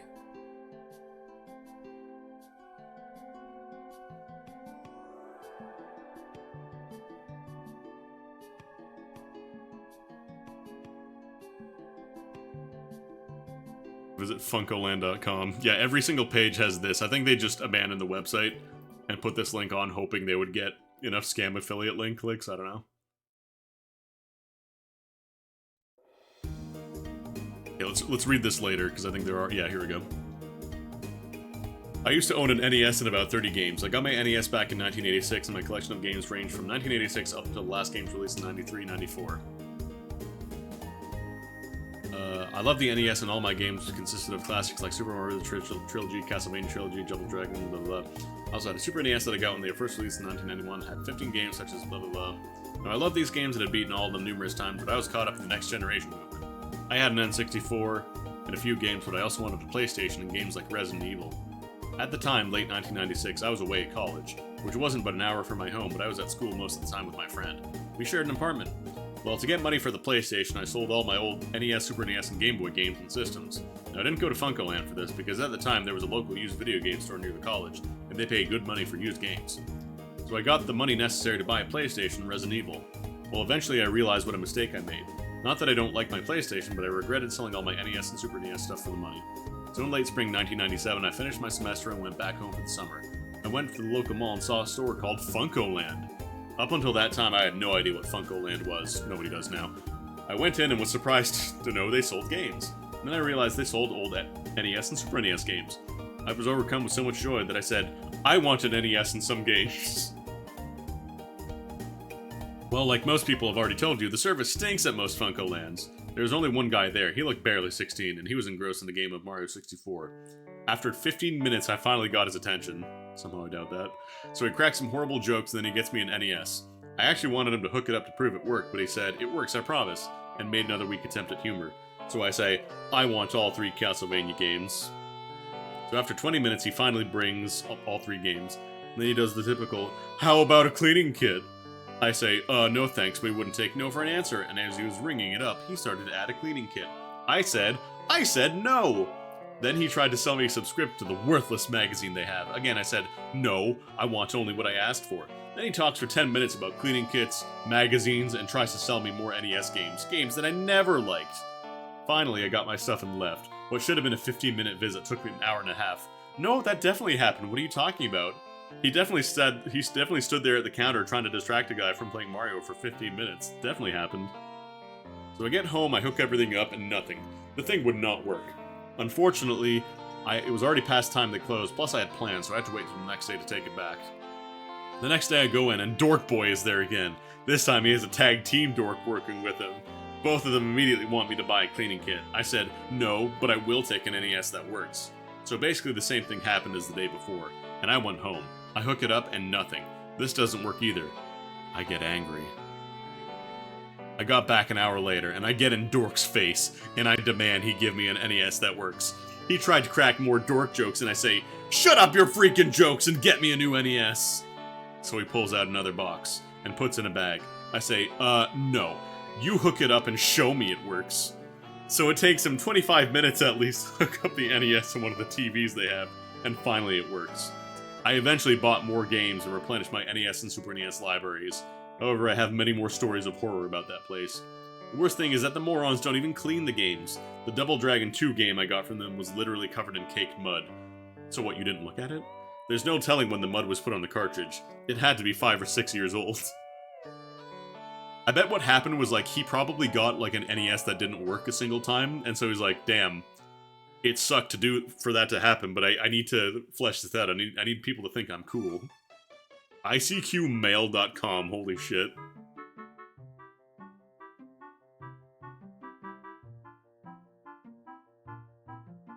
Sent in by Hadouken.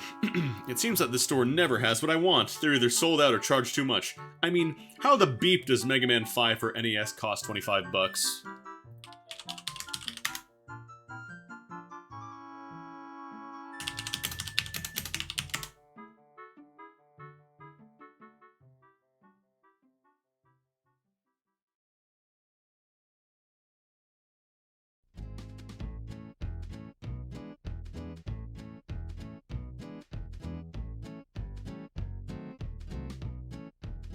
When I had the money, they didn't have the game. But then, as soon as I run out of money, boom, they have it. Another thing that really beeps me off is their ludicrous credits payouts. They charge 45 bucks for Super Game Boy and paid $12 credit for it. I mean, I can live with about 50% value, but $12? Come on! And why do they have to change their beeping prices for old games every beeping month? It really makes me mad. In short, Defuncto Land, get his ass Hadouken! Is about the worst store I've ever been to. They all seem to charge 10 times more than anyone else does. This was written in 1998, I believe. This would have been around like 1990. It started in 1996. I don't remember when they started doing submissions, but this is probably like 1996 to about 2000.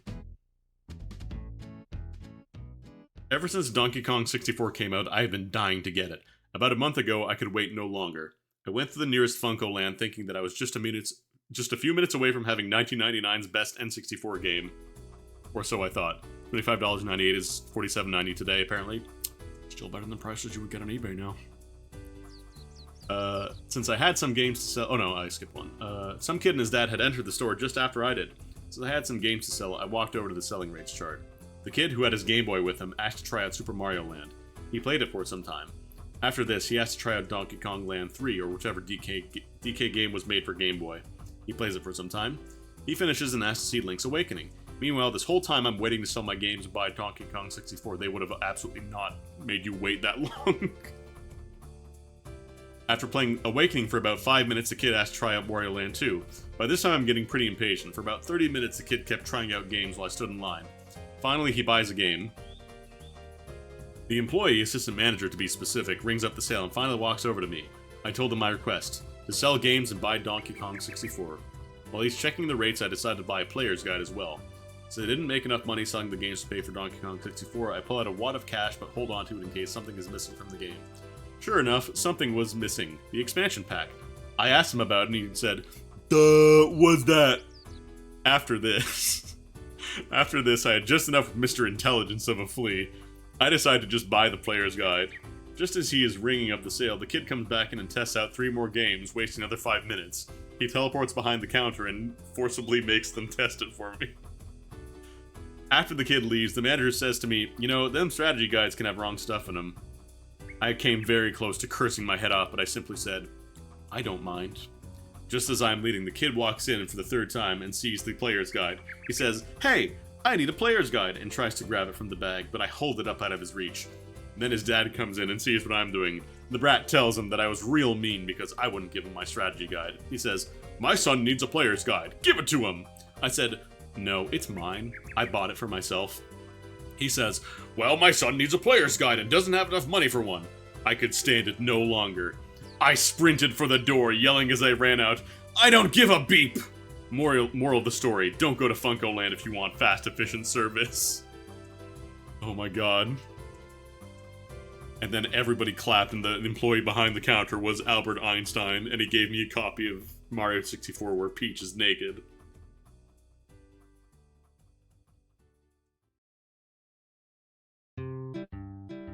I had recently bought Dragon Warrior 3 for a whopping $30. It is in limited supply and is very awesome. I had only gotten so far in the game until the next time I sat down to play. These weird greenish waves would appear on my screen, and that alone doesn't make it impossible to play. But it would be like doing that thing where the frames became like a movie reel, rolling off screen and coming back. So I called the Nintendo hotline. My help was Chris, as if you ever even cared, who told me that my RF switch was busted. So I went to Old Faithful, FuncoLand. I placed an order for an auto RF switch, found under the NES section. I was waiting, and finally got it. It was by a company I'd never even heard of. It was a Super NES switch, even though it could work on the NES. I'm not about to put a product from an unknown company on my vintage, priceless hand-me-down NES. Also, there were parts like switches missing from it. It was like a FuncoLand associate had left a flaming bag of poo on my doorstep. So I called and took the associate's advice, and sent it back with a polite note saying that I wanted a Nintendo of America manufactured RF switch used because the person I talked to said that they had that in stock. So, problem solved, right? Wrong! I waited even longer now since I had to mail it, and got back another one, but it was still missing a switch? How dumb can these people be? So I just forget it and just called far-off places in the very large metro cities asking around. And a few days afterwards I went to Walmart with my dad. I hung out at the electronics section when I saw it. For some reason, Nintendo of America made a new RF switch for N64, but it was backwards compatible with Super NES and NES. My dad joked that I treated it like it was mana from heaven, but somebody up there must like me. Quite an odd coincidence that right after my arduous ordeal, Nintendo decides to make this. It is even exactly like my old one in every aspect, except it isn't busted, of course. Nobody tell this kid about RF switches. I will never go into or phone a FuncoLand store again. I was trying to get a Game Genie or Game Shark for Game Boy, and he told me that there was no such thing made for Game Boy ever, and never will be. I placed an order from the website, and guess what I got? The non-existent Game Genie and Game Shark. So you still paid FuncoLand money, you just didn't go to the store? Got him? This is about the worst game store out there, FuncoLand, alright? Here's the story. One day I went to a FuncoLand a few towns from where I live, I don't know what I was thinking, to get some Super NES games, because I got an X-Band for Christmas, oh man. And I wanted some games to use it with. Well, when we got there, there were 3 high schoolers playing N64 games. I didn't think they would ignore me, but I was wrong. Very wrong. I looked in the price list and found what I wanted. Well, I called for attention politely about 7 times and got no answer. After the 8th time, the 16-year-old said to me, "Wait a minute, I'm getting really far in this." Now, you know I was mad, but I patiently waited for about 15 minutes. Why do all these people sit around for 15 minutes? And then I got aggravated. I said, "Excuse me, excuse me, excuse me, excuse me, excuse me, excuse me, excuse me, excuse me." About 9 times. Oops. When the clerk playing the games literally slams the controller on the counter, breaking it while yelling, "Beep! Hold on a dang minute, jeez!" What's your clerk, Napoleon Dynamite? Gosh! He finally goes back to his game. Now I was really mad. I give him an icy stare and he finally pauses the game and angrily grunts at me. "Now what do you want?" At least I got some attention and asked him for the games I want, and he yelled out, "We don't have those games, go away!" He didn't even look for them. Then he dashes into the stockroom and comes out with his manager. Then the manager starts telling me to leave the store. I couldn't believe it. I stomped out of that FuncoLand vowing never to come back. Don't worry, the Master X, you got your revenge. FuncoLand would die. I have been to several FuncoLand stores. For those of you in Michigan, the Lincoln Park store, the Detroit store, the Southgate store, the Flint store, and the Dearborn store.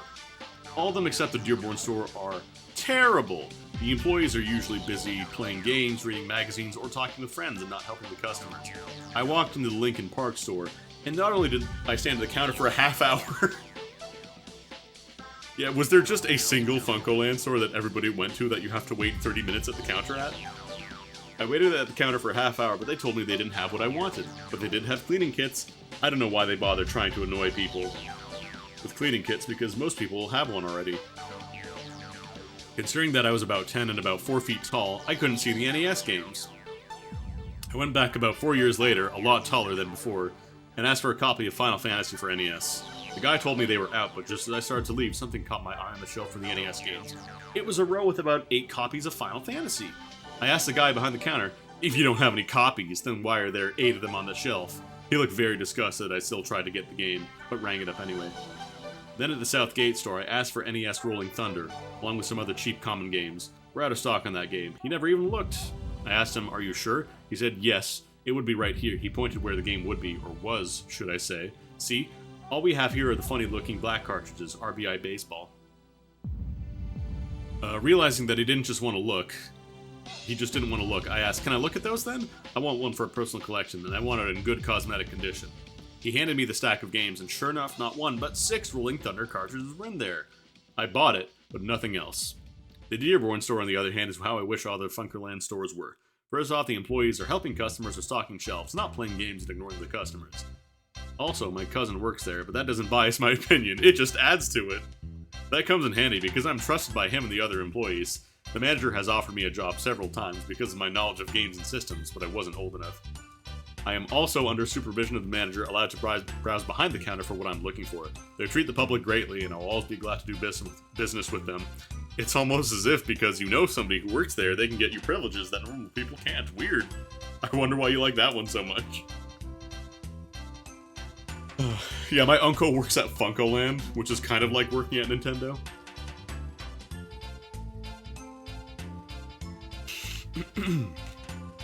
Okay. FuncoLand has once again hired another idiot worker, along with bad experiences afterwards. I had just bought one of those Donkey Kong 64 sets that come with the green Nintendo 64, so I needed to do more shopping before I went home, making only one trip.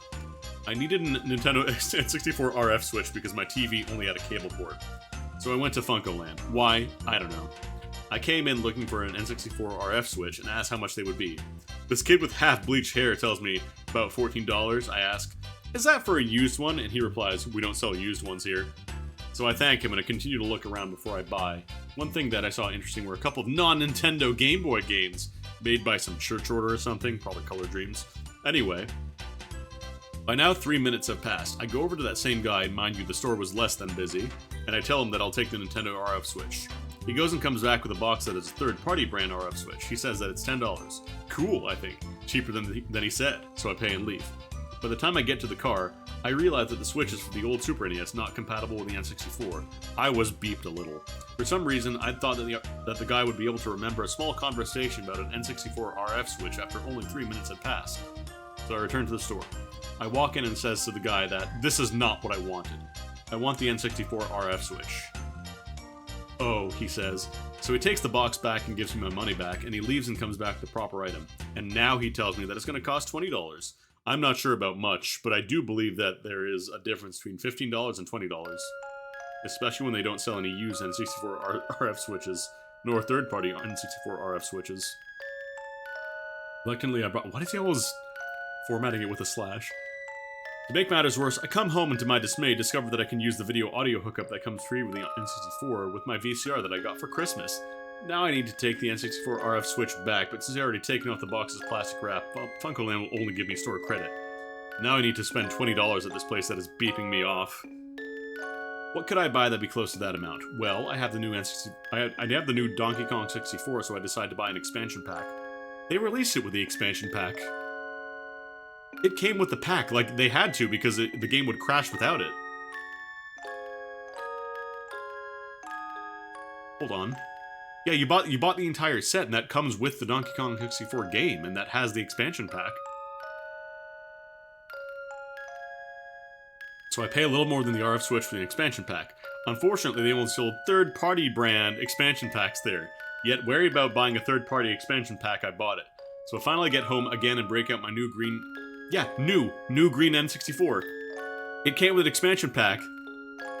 Best 13, you lying piece of shit. How dare you besmirch FuncoLand? So finally I get home again and break out my brand new green Nintendo 64 and Donkey Kong 64. I fill out the registration card before the mail goes by. I then hook it all up with my VCR and plug in... Why would you register it? And plug in the new expansion pack. I turn on the system and I start to play.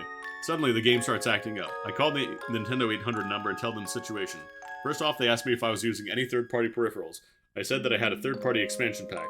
The guy on the phone quickly said that all warranty on the new N64 was now voided because of that, and he hung up. I was now really beeped. To make matters worse, I had to return the expansion pack for a now bigger amount of Funko credit to be spent at FuncoLand, and then, ooh, you won't believe what happened next. My brother comes in and snoops around as usual and pokes through the N64 wrappings. He picks up a little black box about the size of a small brownie with a red top. What's this? He asked. I looked at it and saw an expansion pack. A Nintendo brand expansion pack that apparently was tucked in the bowels of the styrofoam and plastic wrap that came with the N64 Donkey Kong 64 set. I was ready to kill someone when the phone rang. My mother answered the phone. Seconds later, she called me saying that I was supposed to be at a point with my eye doctor earlier that morning. I swear that I heard laughing in the distance, and then Albert Einstein called and worked at FuncoLand. Oh my god. So this entire person's bitching and moaning is that they can't read the box that it comes with an expansion pack. Yeah, that's FuncoLand's fault. Earlier today, 4/20/2000, nice, my sister was ignored by FuncoLand manager, Mark. My sister waited 40 minutes in line, but 3 ladies cut her. My sister asked if she could buy the game, and the manager just said she was wandering around and he had ignored her. We yelled at him big time, and he just said, whatever. Now what kind of 40-plus-year-old man says, whatever? He was the manager of the store. That's it. Ignored on 4/20 at FuncoLand? Whatever? 40-year-old man says whatever at FuncoLand? Gone wrong? My worst experience was the one in San Jose, California near Eastridge. We drove there from home 30 miles and the store was closed. The problem? The sign said 6 p.m. It was 5:50. Ooh, everybody loves you. Everybody loves you when you do that. When you show up 10 minutes before a store closes and be like, I need to buy something right now. People love that. People love staying late so you can buy a video game and wait 30 minutes at the counter, because apparently everybody does that at FuncoLand. I can tell you my worst Nintendo experience in one word. FuncoLand. My brother and I wanted to sell off some PlayStation games for an N64 game we'd wanted for a while. The clerks who were eating McDonald's and Burger King hamburgers dripping with grease took the games, opened them up to inspect them, handled them without ever cleaning the grease from their hands, and declined buying our games because they were dirty. We tried to explain that they were dirty because of the fact that they had handled them with greasy hands, but they would have none of it. We went over to a nearby mall, went to software, etc., and they took the games with clean hands. We will never go to FuncoLand now. See, like, this one I could kind of believe happened. Maybe not the telling them they're not going to buy them because they're dirty, but... I went to FuncoLand to sell some old Game Boy games, hoping to get some good money. When I look at the price guides they sell them for, the games are around $25 each, so I figure I'll get $15 to $20 for each of them. When I go to give them to the clerk, he says he'll pay $8. I asked him if that was for one game, but he said for all of them together, and I had 4 games. I mean, that's just every used game store. That has not changed, sadly.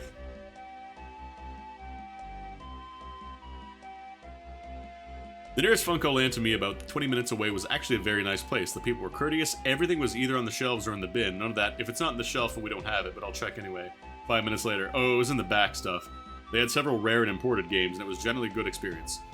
Well, the Christmas where the N64 came out, my older brother reserved me one there. Unfortunately, it was seeming somewhere around number 10,000, so it wouldn't be in for a while. But that's okay, because I'm a patient guy. I doubt you were at number 10,000 for that specific FuncoLand, but okay. Well, it's now the end of January, no call. Me and Bob, my bro, head over there to check it out. And we meet Jack, his and others' names changed to protect the innocent. He punches a few things into the computer, and yes, we're still on the waiting list, slowly but surely moving up every time they get a shipment. So I use some of my Christmas money to buy a couple games for the Super Nintendo and go home. Come middle of February, still nothing. We pop over. Jack's there. His shift was right after school, which was when we went. Yes, we're still on the list. Yes, they'll call. He even shows me. I go home growing a little bit impatient. Well, now it's March 5th, my birthday. We head over there, and who is there? Not Jack, but this other guy we'll call Bill. Hey, where's Jack at? He looks at me so kind of funny and then starts talking in this nasty, very annoying voice. Who? Jack, the guy who was always working here? Oh, he was probably with the old group. We were brought in a few weeks ago. I say, oh well, and turn to go. When I glance at the bottom shelf behind the counter, there are about 20 N64s. Hey, what the heck? Why didn't you call us to say you got the N64s? What do you mean? We've been on the waiting list for 3 months waiting for that thing to come out. We finally get here, and it's just sitting on the shelves? We don't have a waiting list. I told you that those were the old guys. If you want one, they're $250 or whatever they were at the time, I don't remember. Well, about a half hour later, we finally get to him accept the fact that my brother had prepaid something like $125 and we walked out. So, like, you're complaining that the guy who strung you along for 3 months didn't get you an N64? You're complaining that the new guy offered to sell you an N64? What? I don't understand. After living through 14 years of playing 2 NES systems, my beloved Super Mario Bros. Duck Hunt cartridge finally bit the dust. Duck Hunt worked fine, but Super Mario Bros. Just refused to play. I'd heard a Funko-Land retail outlet had opened in my area, so I went up to the store with a friend of mine to get a new Super Mario Bros. Cart, along with some other things that I wanted. The reception of the staff was anything but friendly. One of the employees was busy playing a PlayStation game in between stints of running off innocent children just looking around, and the other was lounging around behind the desk playing with an N64 copy of some action game. After standing patiently at the counter for about 5 minutes, I walked over and stood right in front of the young man and politely requested that he help me. He complied until he heard what I wanted. A Super Mario Bros. Cart, only 20 cents at the time. Goddamn, that's a good deal. And some other assorted inexpensive Super NES memorabilia. Then he went back to playing his game. I was annoyed. So what if I wanted items that totaled $3 in total? I cleared my throat loudly and requested that he look for the items. He shot back with something like, well, what do you want that old thing for anyways? I was getting irritated on top of annoyed now, said it didn't matter why I wanted the game, and asked again that he look for it. This must have obviously disrupted his game, because he walked over to the shelf behind the counter, pulled out a copy of Super Mario Bros., and nearly threw it down on the counter, then headed back to the N64.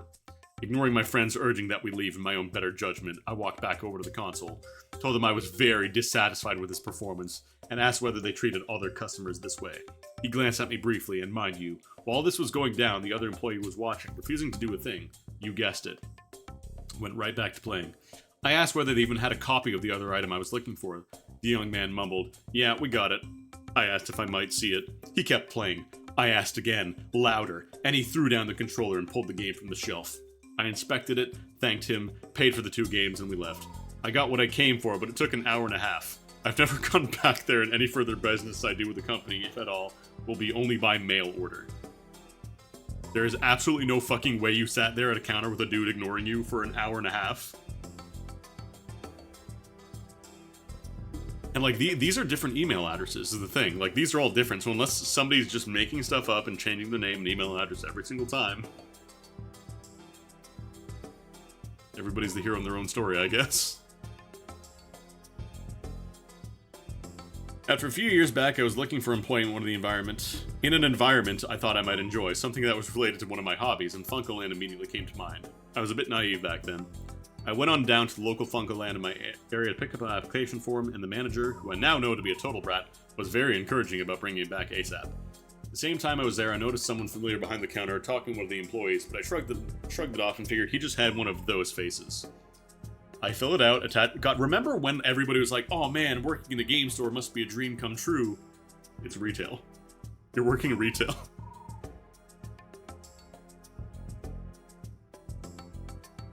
Yeah, these people were Karens and Kevins before Karens and Kevins were a thing.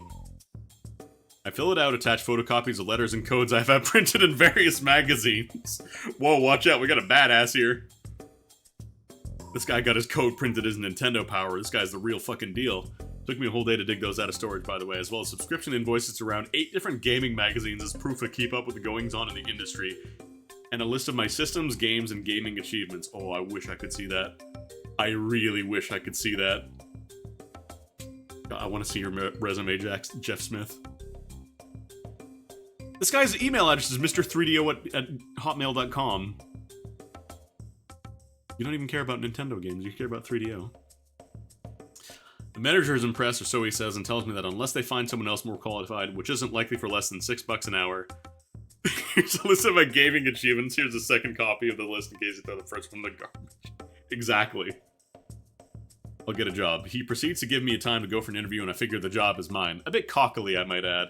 Because of this, I cancel any interviews I had at other businesses, as well as get back the applications I handed into them. Oh, man.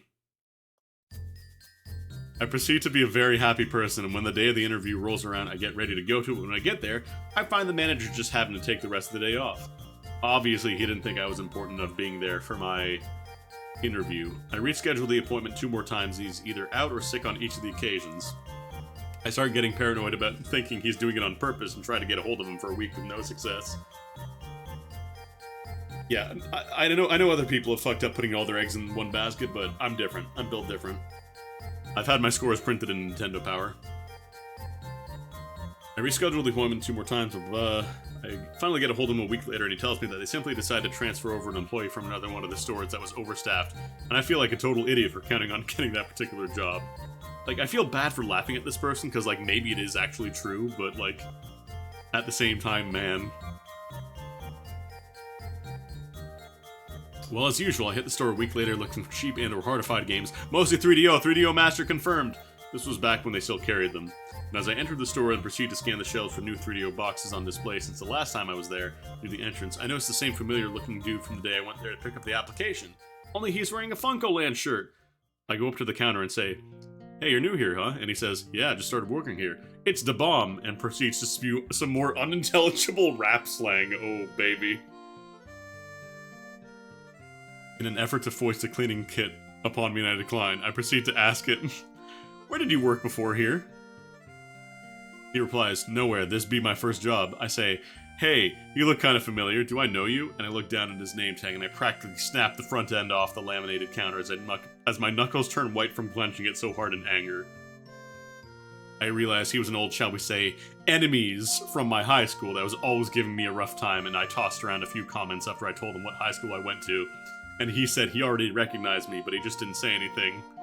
My enemies of high school, my FuncoLand enemies. I started to throw hints about various incidents that happened at the high school and threw a menacing glare at him as I moved closer, and he didn't take the bait. I was hoping he would try to start something, but I was a lot bigger than him, since I had grown up the last time I saw him, and I assumed he was intimidated. I start to make little snide remarks and comments that could be taken the wrong way and or as insults, and he still didn't take the bait. I could tell he was getting mad, but he didn't want to make a move, either because he didn't want to get hurt or simply lose his job. Well, I decided to leave it at that, and walked out as an employee started to get drawn to me like a magnet and tried to sell me a cleaning kit, and ignored him on when he was talking to me and never went back for a long time. I surmised that the employee had trash-talked about me to the manager before and had used that to get the job himself, or simply one of the other employees was good enough friends with him that he was able to get him a position there. I never let go of that incident in my mind, but I find some happiness in it because of several reasons. You see, the dude who shall remain nameless and the manager are still working there at a company I now despise, for a minimum wage I might add. The manager has to work a full-time job and be a so-called key holder, which means nothing. Where he has to deal with annoying people all— You wanted the exact same fucking job, you fucking wiener! Where he has to deal with annoying people all day for only $8 an hour and live with himself each day after deceiving unknowing parents into buying cleaning kits, one of the worst and biased magazines in print today, and hand out free samples of bad customer service to all. While he's wasting his life in retail management or whatever he does, I've moved on to working in the real gaming industry, not a game shop hawking the newest releases used at 90% of the new price, at Panasonic Interactive Media and Ripcord Games, and gain skills and work ethics he will never acquire there, not to mention the fact that I'm making more than him and them. I actually find solace looking back on this, and I actually would consider it a good gaming experience because I had gotten the job, I'd be working for a corporation loathed by many and getting nowhere in life.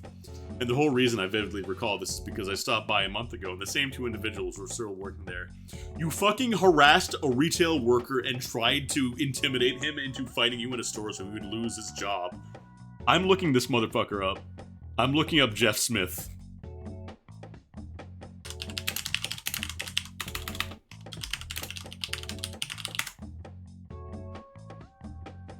I'm not gonna go to, like, the LinkedIn.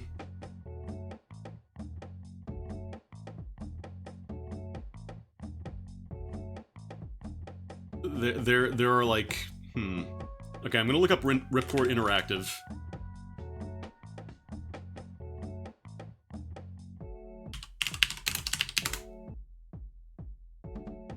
Ripcord Games.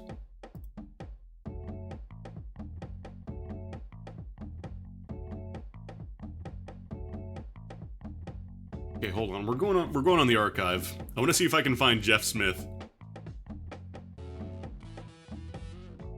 Oh, Panasonic Interactive Ripcord Games. Okay. I don't know. That feels like... It feels like he did legitimately get really pissed about the getting snubbed for a job thing. I could see that being true. I'm not sure about that. God, this fucking Jurassic Park font. Or I'm not active, damn. Yeah, chiller font. Company.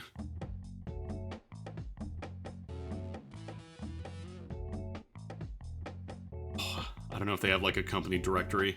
I don't think they do. Because this must have been like 1990, like 1999, maybe 2000 at the latest, so.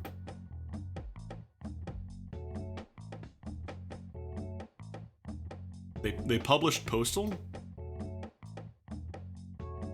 Like, I'm not about to roast the company, but like, this isn't exactly like a giant of industry.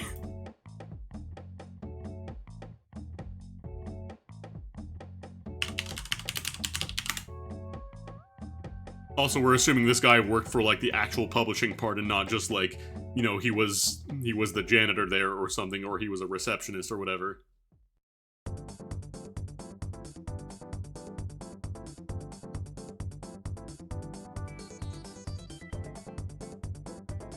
They laid off all employees in 2001. Yeah, that sounds right.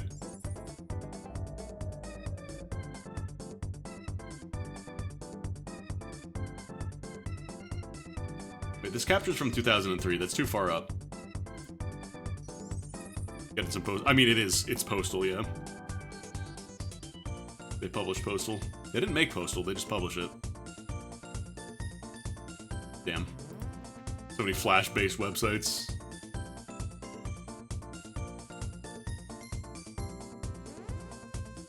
We're going on a journey. I want to see if I can find Jeff Smith, if he is actually... Well, he never talks about the games. Like, that's the thing. He never mentioned a specific game. Oh my god, I want to go back in time and swirly this dude. Mr. 3DO.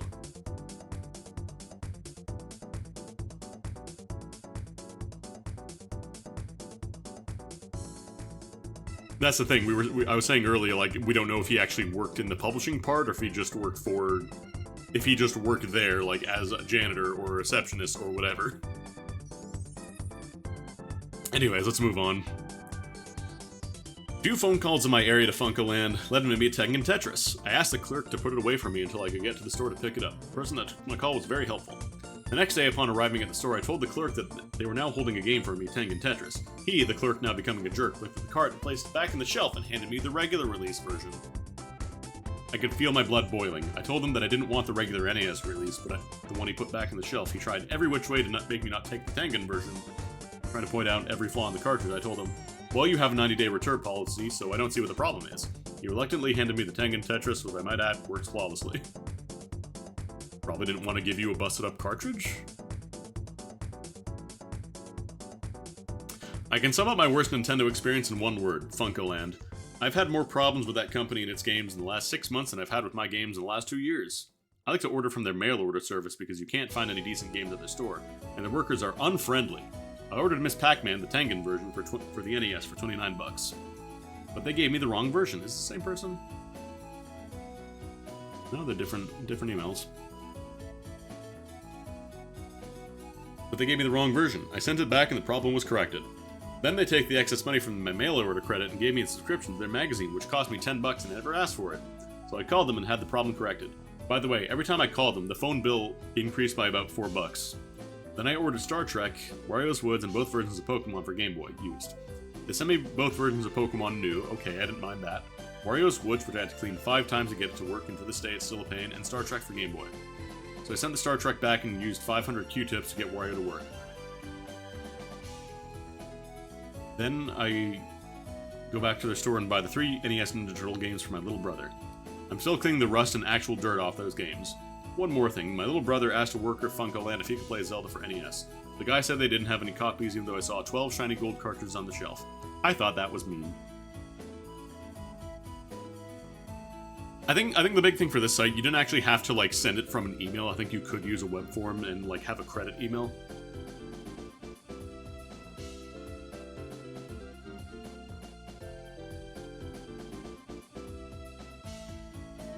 They're similar, but not like exactly the same. One time I went to FuncoLand to get a game for the Super NES when they said they didn't have it, but they'd look. I waited about 5 hours for them, so I just left. I never did find that game. This happened. They just abandoned the store for 5 hours. This absolutely happened. Oh, this is the actual webmaster. At contests? Aw, man. I ordered a game from FuncoLand, Superman 64, for one of the winners of one of the contests, and guess what game they sent out to the winner? Super Mario 64. Damn? Damn? That sucks. How dare you send them Super Mario 64 instead of Superman 64? That's a better deal. Another time I ordered Zelda 64 from them for myself in new condition with the gold version. I found out they don't know how to take care of the games, the box was torn up, the game hadn't even been out for a month when I got it. Like, this I could believe because Superman is close enough to like Super Mario that somebody just reading at a glance is like, oh yeah, Super Mario. But yeah, Super Mario 64 instead of Superman, that's a pretty good deal. My worst experiences are with my NES and Battletoads games from FuncoLand. Because it's a used game, it is nearly impossible to get it to work. Whenever I want to play it, it takes nearly an hour of banging my system to get it to work. I wonder if that's why it takes an hour to get anything to work. When it does start working, I can't play for long because it only takes half an hour to overheat because it's taking so long to work right. Then I have to wait an hour or two for the system to cool down before doing the whole process over again. In order to play Battletoads for an hour, it takes 3 to 4 hours of working and waiting. Ain't no kid that patient. No, Zelda 1 for NES was also a gold cartridge. I don't remember if 2 ever had a gold one. But yeah, there was Zelda 64 that had a gold edition. Majora's Mask, I think that was like a purple cartridge, wasn't it? This feels like I think your NES is on fire. I think there's gunpowder inside of it. Oh, did they also do a gold release for 2? I only had the regular cartridge version of 2. I had the gold cartridge of original Zelda, though. And they didn't do a gold version for Link to the Past. Man.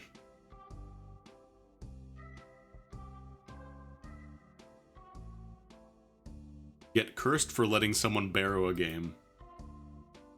I let my friend borrow one of my games and his house burnt down the next night. Short and sweet.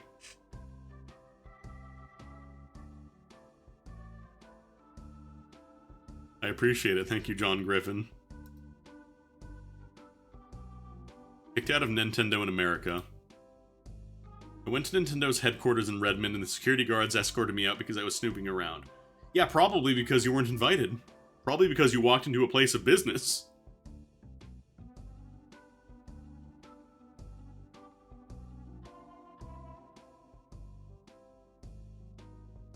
I can hold it. I can hold it. Oops, no I can't. Sent in by Aladdin Buttweisner. Oh, this... I doubt this is the person's actual name, but if it is actually Aladdin Buttweiser, they absolutely called Aladdin Buttweeder every day.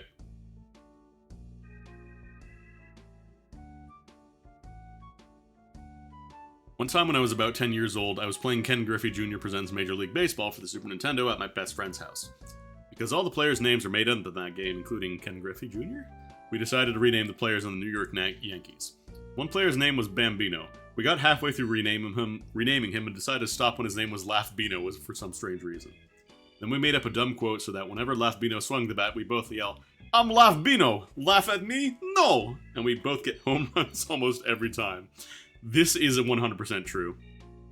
This is absolutely a thing kids would come up with. This is absolutely an in-joke. Be like, ah, it says Laugh-Bino, that's funny. This is 1000% true. This being explained, this is where the story starts. My friend could not be trusted. Every time in the years we'd been friends, he'd mess up the game if I left to go to the bathroom. So one day I decided to hold it in. I thought I was real smart, but then Lafbino got up for my team. I screamed, "I'm Lafbino! Laugh at me!" Then at that very moment, my friend screamed, "Yeah!" I hit the home run, but I laughed so hard that I farted and podied. Yeah, I think the webmaster changed every instance of like peed or pissed to pottied and spelled it wrong. All over his couch.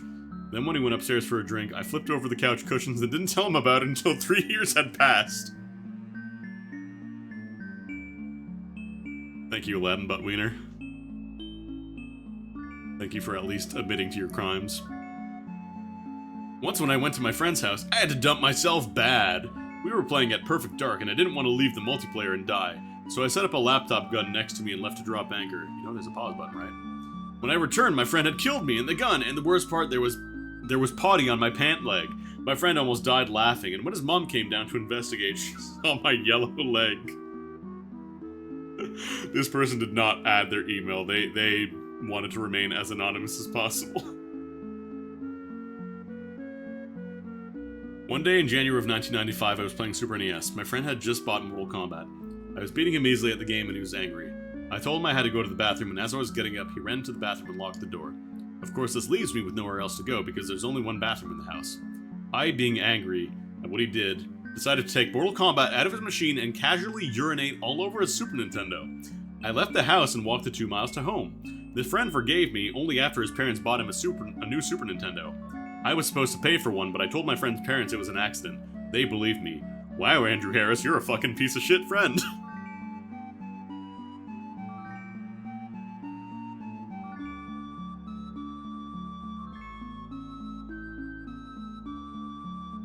The only thing I can first tell you is that I'm a Canadian 15 female and like strategy games, especially Koei. For the guys, yes, I am natural blonde, blue-eyed babe. If I told you more, my face would be redder than it is, and that's impossible. I didn't want to submit this as it only happened 25 days ago, July 1st, 2000. Okay. Promising start. One day while playing Truth and Dare with my boyfriend, he dared me to leave him alone because he was playing his strategy games. Wait, but I thought you were playing Truth and Dare. Was he playing his strategy games or were we playing Truth and Dare? I dared him to a few games and whooped him each time. Did these games have multiplayer? Did any of the Koei strategy games have multiplayer? I don't think they did. So he dared me to something I regret agreeing to. He dared me to pass 3 games and said that I couldn't leave the room until I had done it. No, the ending will surprise you, trust me. The 3 games were L'Empereur, an NES game, Romance of the Three Kingdoms 3, and Nobunaga's Ambition, Super NES games, all by Koei. I began to play on the NES first. I beat the game on the easiest level and told my boyfriend the ending. He told me I had 2 to go. At this point, I had been 4 hours away from a toilet, but I was doing good. I then took up Nobunaga's Ambition and played as Oda.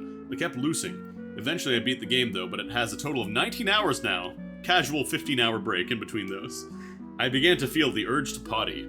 I then took up Romance of the Three Kingdoms 3. My boyfriend told me that he knew the music and told me I had to start off level 1. So I did. Hey, I love him. Yeah, my boyfriend makes me piss myself if I don't beat Koei strategy games in time. Very complex relationship going on here.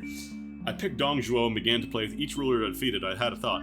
Hanfu, I'm thirsty. Yuan Shu, I'm full of water. Yuan Shao, man, I gotta go. Cao Cao, it's been 3 hours on this game alone. Liu Yan, speed is of the essence. Liu Bayo, Scott Baio's brother. Still 2 more. Tao Xuan's successor. I gotta go! Now it can be city by city. I'd attacked previously, so if there are holes, this is because I had the city already. This absolutely happened. This is 100% real. This is not made up at all. I gotta go so bad. This reminds me of the time I held it in so long. I could see how long I could have held it if I ever had to. Not anymore, I had gone by now. The tears are literally streaming down my face. Hey, I love him. 1 more city to go. Oh my god. Blah blah blah. I was running out of troops. I'd made it into the city, and at this point I could feel the potty forcing its way out. There's no fucking way you sat here for 20 plus hours and didn't piss yourself. Where were we? I tried harder, but it was like a slow leak. I was almost out of troops. I realized that it may take an hour to kill him, so I took drastic measures. I challenged the injured Zhuo Yu to a duel, and barely beat him. Now it was Dong Zhuo versus Sun Ce, and he had more training.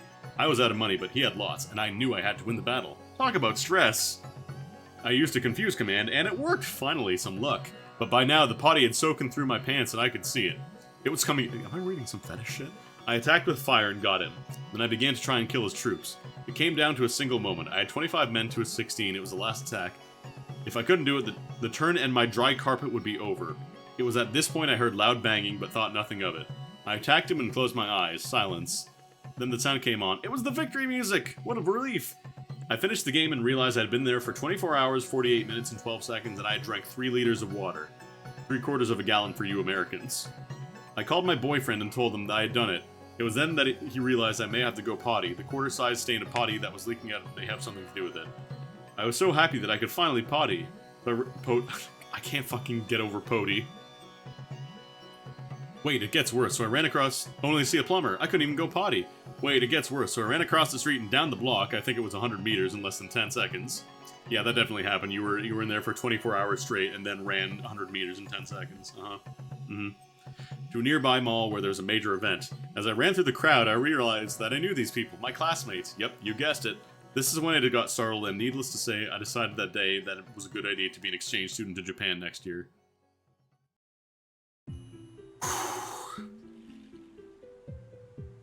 Like, is there any amount of truth in this story, do you think? The only thing I could think of is maybe they really wanted to beat the game before they had to pee. Yeah, they didn't mention any food. Just water. Just water and Koei strategy games because I love my boyfriend.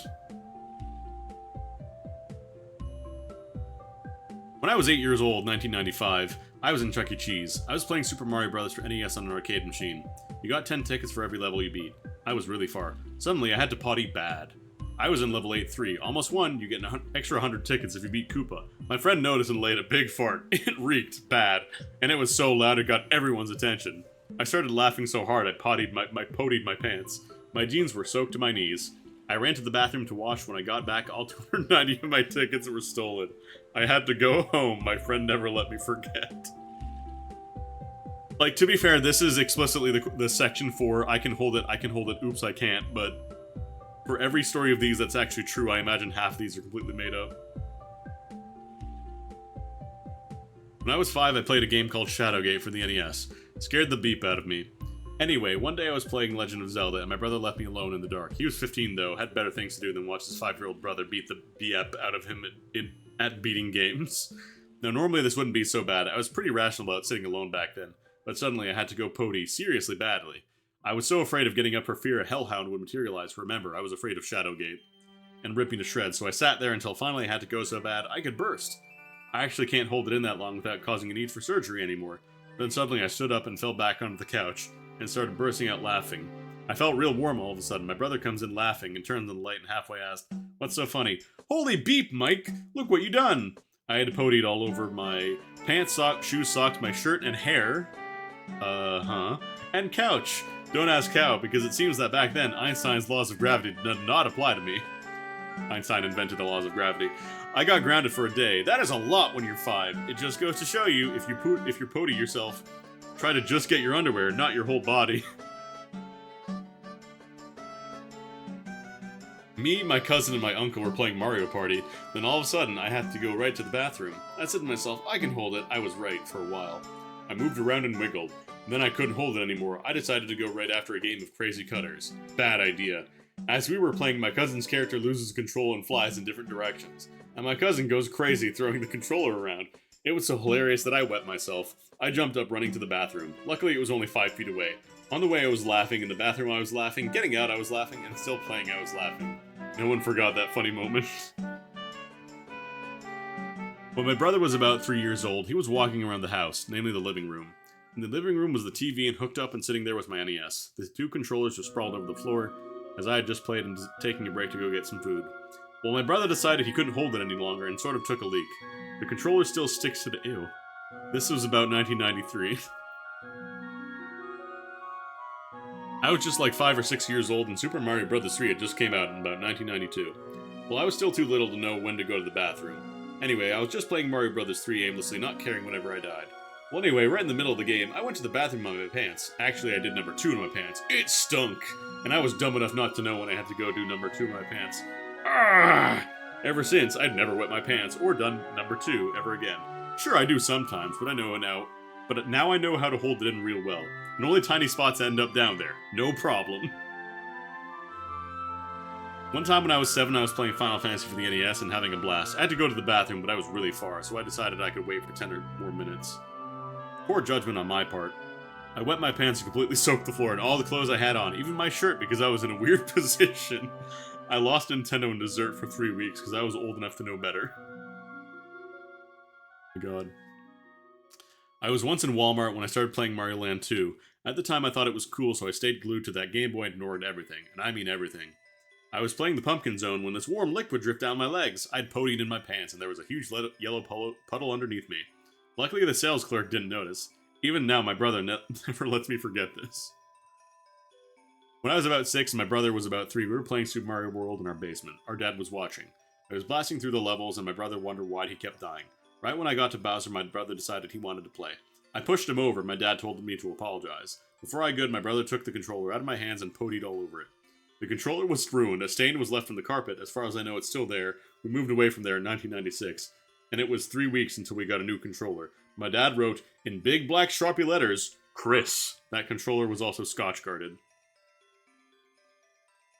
Can you Scotch guard a controller? When I was about 6 years old, I visited a friend's house and he introduced me to the NES. I played Super Mario Bros. For the first time and I was ecstatic. Unfortunately though, I didn't know there was a way to pause the game. I was about halfway through level 1 and time was running out. Hey, give me a break, it was my first time. And I had to go really, really badly. I wanted to go to the bathroom and get through the level at the same time. I opted for the latter. This was a grave decision since I couldn't hold it in any longer. I was wearing black sweatpants and as soon as I sprinted to the washroom I started to pody my pants. The warm fluid drizzling down my legs, the pungent stench of urine in the air. I was surely embarrassed. I will now remember the importance of the start button.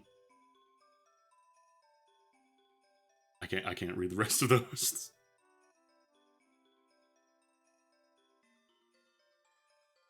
The other ones we have here. Driving breaks your Nintendo. Sent in by Greatest Dog. Way back in the day, I just got a copy of Wrecking Crew for the NES. I was playing it at my friend next door's house. We'd been playing for a really long time. He had a big TV that was up against a wall. On that was shared with the garage. Anyway, we heard the garage door open, then we saw the grill of a BMW come through the wall behind the TV. His mom had accidentally pushed the gas instead of the brakes.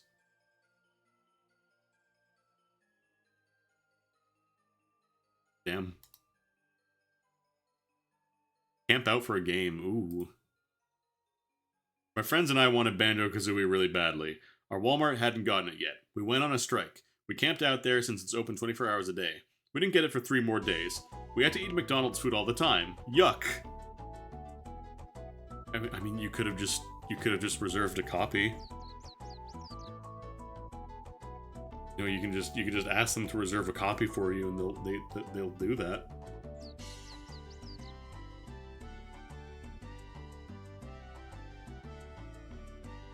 Lose a bet. In 007 multiplayer, I bet someone $25 I could beat them. In the end, he had 1 life and I had 1 life. I trapped him and he had no ammo. I slowly walked towards him when I stepped in my own mine. Boom! Minus $25. There was one time when I made a bet with a friend on Blitz for the Nintendo 64 that I could beat him with over 100 points. We got down to the last quarter and we were tied at 89. There was like 1 minute 7 seconds left till I got a touchdown. And I got a touchdown, but he did too right before the end of the quarter. So we were at 96-96. We went to overtime, which is where I always do the best. We kept intercepting and getting turnovers until that overtime was over, so we went into overtime again. It only goes on to 3 overtimes and it calls an auto draw. He got a touchdown and a field goal, so he got 103. There was like just under a minute left and I could get a touchdown and a 2-point conversion because I'm real good at them to win by 1. Well, he did an onside kick, not a real choice since it's a secret. Right after you score, hold up, turbo, pass, and jump, they'll do an onside kick, and I wasn't expecting it, so he got it back. With only like 40-some seconds left. I intercepted on his first pass and started running, but only got a few yards, need 30 for first down. It got down to like 4th down with like 20 seconds. I was at 4th and goal with only like 7 yards left for a touchdown. He intercepted it and got really far down the field and got tackled. Then he got a 40-some yard field goal with 8 seconds left. I got the ball in the kickoff, but it was no use. He beat me 106-96 in the second overtime. So I had to do something really humiliating. I had to dress up like a Girl Scout and go to doors and ask if they wanted cookies. I'm sorry, Timmy Brown. Let's read some game ending ideas that people have come up with. Because the characters we've seen have all been excellent. I want to see people's endings for video games.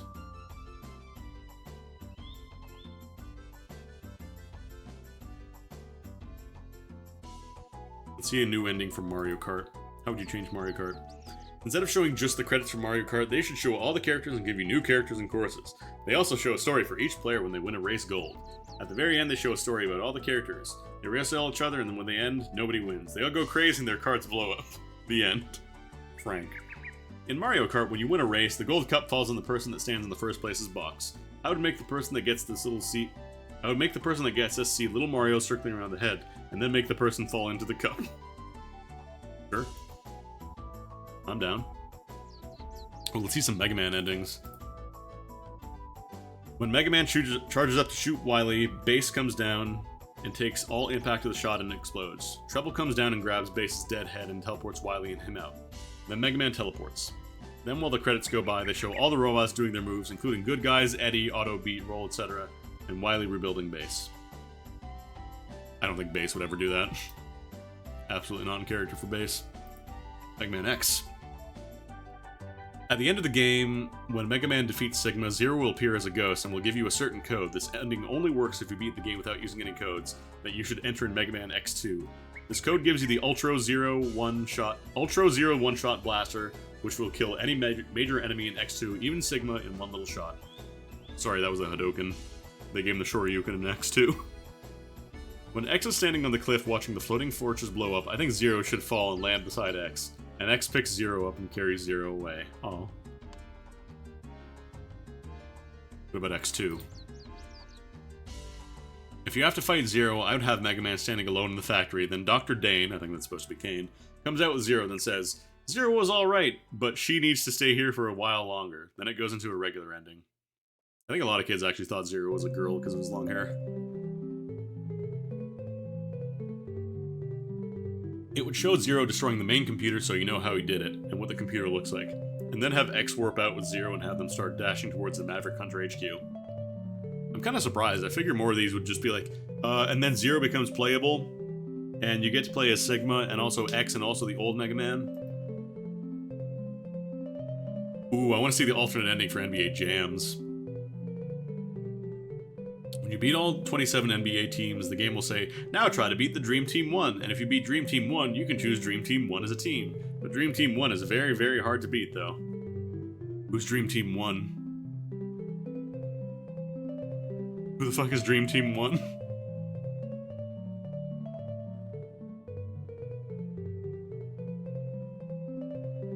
Ooh, let's see the Final Fantasy alternate endings. Remember, this is Final Fantasy IV. Wait, no, it's not. This person says Kefka dies as usual. Okay, I think this person was a little confused. Kefka dies as usual. Then the explosion of the cave knocks everyone unconscious. The Espers, with their dying strength, carry the heroes out. Then they show the Espers and the main character turn into humans. Then everyone goes back to Marsh, not Narsh. They all start to rebuild the land. Celeste and Locke get married, Edgar builds a new empire. Then while they're showing the credits, they show Kefka in Heck. Not a scary Heck, more of a spoof. He's scared out of his wits. Then he wets his pants. Why is it always about piss? You know, and you hear an evil laugh, then it fades out to show you of your overall excellence. Golbez and Fusoya would come back from the moon and attend the wedding of Cecil and Rosa. We did get Golbez back in a different way. Kefka's ending. All of your characters gather together on Setzer's airship. They are all talking and having a good time. All of a sudden, Go-Go stands up and says, I have to tell you all the truth. I'm sure that no one here can guess who I am. He takes off his outer layer of clothes and reveals himself as Emperor Gestalt. That's actually a surprisingly good name for a mimic. He says, now that I have done away with Kefka, it is time for me to do away with you. He's about to pull out a sword when Kefka appears. Gestalt and Kefka starting fighting. Your characters all start fighting against Kefka and Gestalt. Kefka and Gestalt kill all your characters and they leave the screen laughing. They have truly won. Or have they? The end? Uh-huh. Sent in by Kefka. If you beat Akfek, which I explained about him in the creative major enemy area, you'll... I wonder who this Akfek guy could be. You'll get a totally different ending than normal in Final Fantasy III. Your characters get to own the tower, it doesn't fall apart. Magic doesn't disappear, and Terra's still half Esper. Then when you're walking through the tower, you find a switch. You push the switch and the world is back to normal again. And the best part is that you get the power of the statues, now nothing can get your way, and there will be peace on Earth forever. I thought the entire purpose of the three statue story was that one person shouldn't have that much power, but, you know, what would I know about the game? Nopia Amta, Atma weapon backwards, is Atma's evil twin brother. But instead of being powerful a lot of HP, he is powerful, but when he has less HP, like a Valiant knife. He helps you in the first Atma fight and joins you in the world of Ruin. This is the ending page, Johnny! Come on, John. Get it right. They go and see Sid, dead or alive. If he's alive, then he gives the team a pat on the back. If he's dead, when he gets there, the whole team weeps over Celeste's loss and give him a funeral. Then it skips to a scene 2 years later. Locke and Celeste have gotten married, and now Celeste is giving birth. Then goes to Terra, where it shows her showing the Espers that there's nothing to fear from us humans. The Figaro twins have settled their differences and now rule side by side. Shadow goes and lives with Realm and Strago, where he starts a new life out of his mask. Mog and Umaru go their separate ways after Mog set Umaru free, and last but not least, Setzer has become a foster parent, and the rest of the remaining party decides to stay with him on the airship. After all that, it shows a single person discover that the Espers carry magical powers. What? We knew that. We knew that the Espers had magic. That's the entire reason that the Empire was capturing them, so they could make magicite. So they could extract their magical powers. We knew that. Because all the statues are destroyed, the Espers slowly start fading, as does all magic. Terra changes to her quickly weakening Esper form and leads the team out of Kefka's tower. They all escape except for Shadow, who sends his dog with the team and vanishes. When it's over, the team is on the airship and Terra's in the front, hair straining behind her. That's just the ending. You're supposed to make up a new one, you don't just write the ending for the game. Oh man. After they defeat Kefka, all the Espers come back to life and form a circle. If you have Bahamut and Crusader, they go in the middle of the circle and kill the other Espers for Magicite. They both battle, and if one of your characters are at level 99, Bahamut will win and bring the world back to normal by forfeiting his life. After the party defeats Kefka, they are temporarily blinded. When they open their eyes, they find a familiar-looking man standing in front of them. It is Kefka, only he is dressed in a white coat.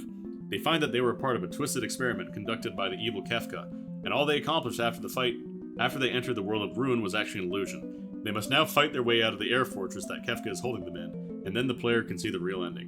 When they have escaped, they will receive the Root of Life, which will bring back one of their friends who died in the storyline. Oh, who could it be? When in the Falcon, I think the ending would be better if the airship flew down and you could see everyone help clean up the world, or be able to fly around yourself for about an hour to visit the places you want, all while playing as Terra and find out her true self as a human. They should show Kefka's tower and Fnatic's tower exploding, and the world shall change more than deplore. Terra and the others would jump out right before the airship explodes. The heroes wake up in front of the Espers, and Terra will transform into a beautiful Esper, who will seal the Esper's fate. The others are teleported away, and then the game goes, the end. Sent in by Jerry. Kefka would be overcome by love of the general that betrayed him, and he would try to put her under a spell, which will seem like it will work till she turns on him. When he tries to kill her friends, she will then drive her sword? Her swork through his heart, and he will die, only to come back twice as strong, and he would be mad. He will then try again to kill the group, and that is when the player has to decide what happens. If the game player wins, the world is saved. If not, it should show the world being blown up, and Kefka floating off to another world where a new game will take place. Final Fantasy Kefka's Revenge. After defeating Kefka, it'll appear a question text, prepare yourself for the battle, and there's a save point and 2 arrows, one that says, Mommy, I'm too scared, and the other one that says, it's not a big deal. After that, another text appears saying, prepare yourself if you accept the challenge. Then appears all the fights with all the bosses, and at the same time, the credits. After a long time, you can choose your characters and begin the fight. It'll consist in 4 games. First, you'll battle Kefka again, but tougher. Second, you'll battle Siegfried and General Leo, first one by one and then both. Third, you will play with your alter ego. And last one, you'll battle the 3 statues, but this time without magic, but with 9999 hit points on everyone and 9999 in all statuses. Gogo should change into Daryl so Setzer would find out she's really alive. If you beat the game in under 12 hours, then the Espers should combine powers to keep themselves alive in the Dark World, unlike how in the end magic simply ceases to exist. It's the end of the game. I would make Loki fall in love in Celeste. Then I would make Edgar and Sabin take over the kingdom together. Then Setzer would make his own casino. Shadow would take over the Colosseum, then the rest of them would split up. I don't care about the rest of them. Terra dies as an Esper. It would add plenty of drama and sadness in a good square RPG. It should have something about Terra becoming the Queen of Figaro, Cyan should become the next King of Doma, Setzer and Celeste get married and fly on the Falcon to faraway place, and Locke finds a way to resurrect Rachel.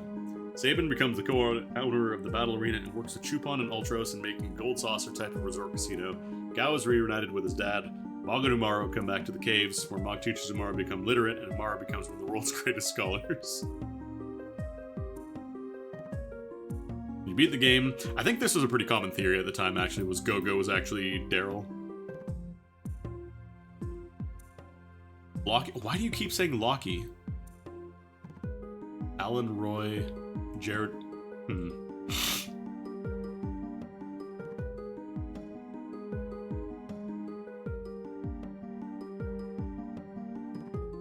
Loki and Celeste get married. Maybe they were just...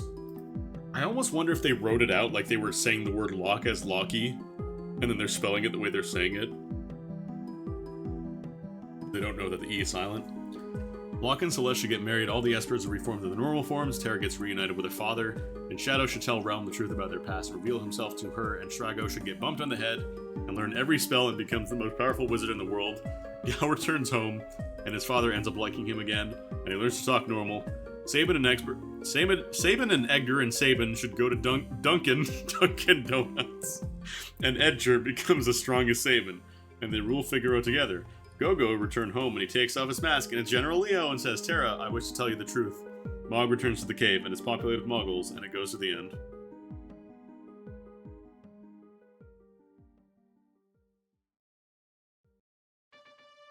See the alternate endings for Earthbound. At the end of Earthbound, after the credits roll and you let it get to the final cinema where Pokey knocks on the door, Ness should have took that legendary bat. He beat Gygas with and knocked the snot out of Pokey, the kid who ran off in battle after beating the alien. So it would not have been a conclusion of Earthbound, but just a very funny ending instead of a worst one. Okay, Mikey. Send it by Tony! After defeating Gygas, Ness should be transported back to Magicant where he meets Buzz Buzz again. Buzz Buzz tells Ness that it was just a simulation and Gygas is still somewhere in the universe. That would suck. Main guy at the end would see to it that there's another problem. Like, it would see a really big star on the guy and it would turn red, and that would mean there would be another boss to defeat. What if there was another Gygas?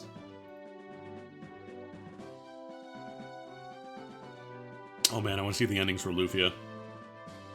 I want to see people ignore the fact that Maxim and Salon have to die. I would let it exactly as it is, go exactly as it is, but I would do that after they turn into spirits. He goes to you, the Sinistrals were talking about, and he says that he can return them to life since they won the battle over evil, because I think it's really sad for everyone to see their favorite hero die. And all the characters in the game are also sad and poor child, alone without parents.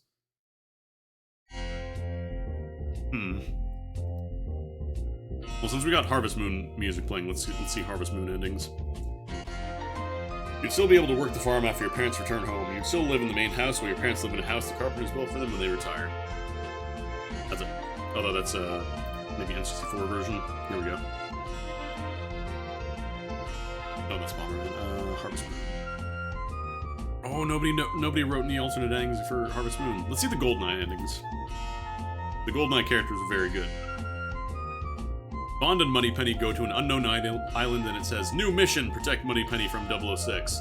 If you beat the mission, you fly in a Beechcraft plane. It would then say, fly to Q. If you beat it, then it would say, the end? Thank you, Stephen. After Bond and Natalia kiss, Bond returns to his headquarters. M tells him that someone would like to meet him at the facility. James goes there with his Walther PPK PP7. He searches all over the place until he reaches the bottling room where 006 was shot. James shouts out in anger, Is anyone here? He then hears, So you got my message. Welcome to your death, 007. Bond knows that voice. It's Natalia Simonova with her Cougar Magnum. I think that's what she has in the game. Why, Natalia? That's two friends who betrayed me. You know who else? 007 says. Yes, Alec Trevelyan, 006, Natalia exclaims. You killed him! Why did you have to kill him? Natalia says. James would answer, I had to, or London would be destroyed by the GoldenEye. You know that too. Natalia would say that she knows, and that he loved Alec, not James. I think I meant to write she.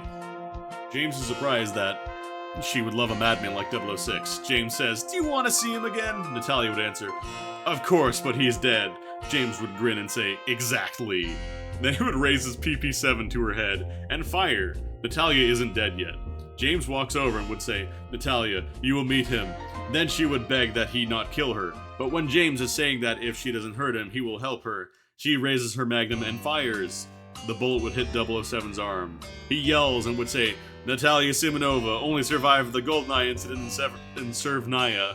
You will meet 006 again. You know where. Then he would shoot her 2 more times, in the chest and once more in the head. Then he returns to the headquarters.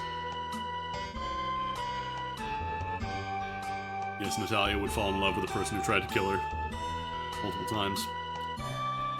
James Bond is in front of a huge explosion walking towards the screen with Natalia. Of course, Bond has his tuxedo on, and they start running towards the screen, and just run over it, and they get in a BMW and drive off. I'd love to see a car in the GoldenEye engine. You would see James Bond and Natalia Simonova will begin to be enemies. What? And they will shoot each other with Moonraker lasers, then Oddjob, Baron Samedi, Jaws, and Mayday will come out and shoot James Bond. But James Bond will not die. He will take out a golden gun and shoot Oddjob, Baron Samedi, Natalia Simonova, but not Jaws, because James Bond will be partners with Jaws. Yeah, man.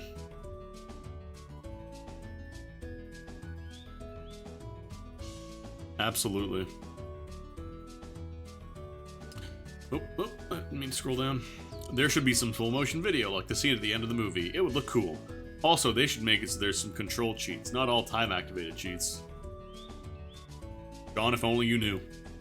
If only you knew that they did in fact hide controller codes in the game and they wouldn't be discovered for years.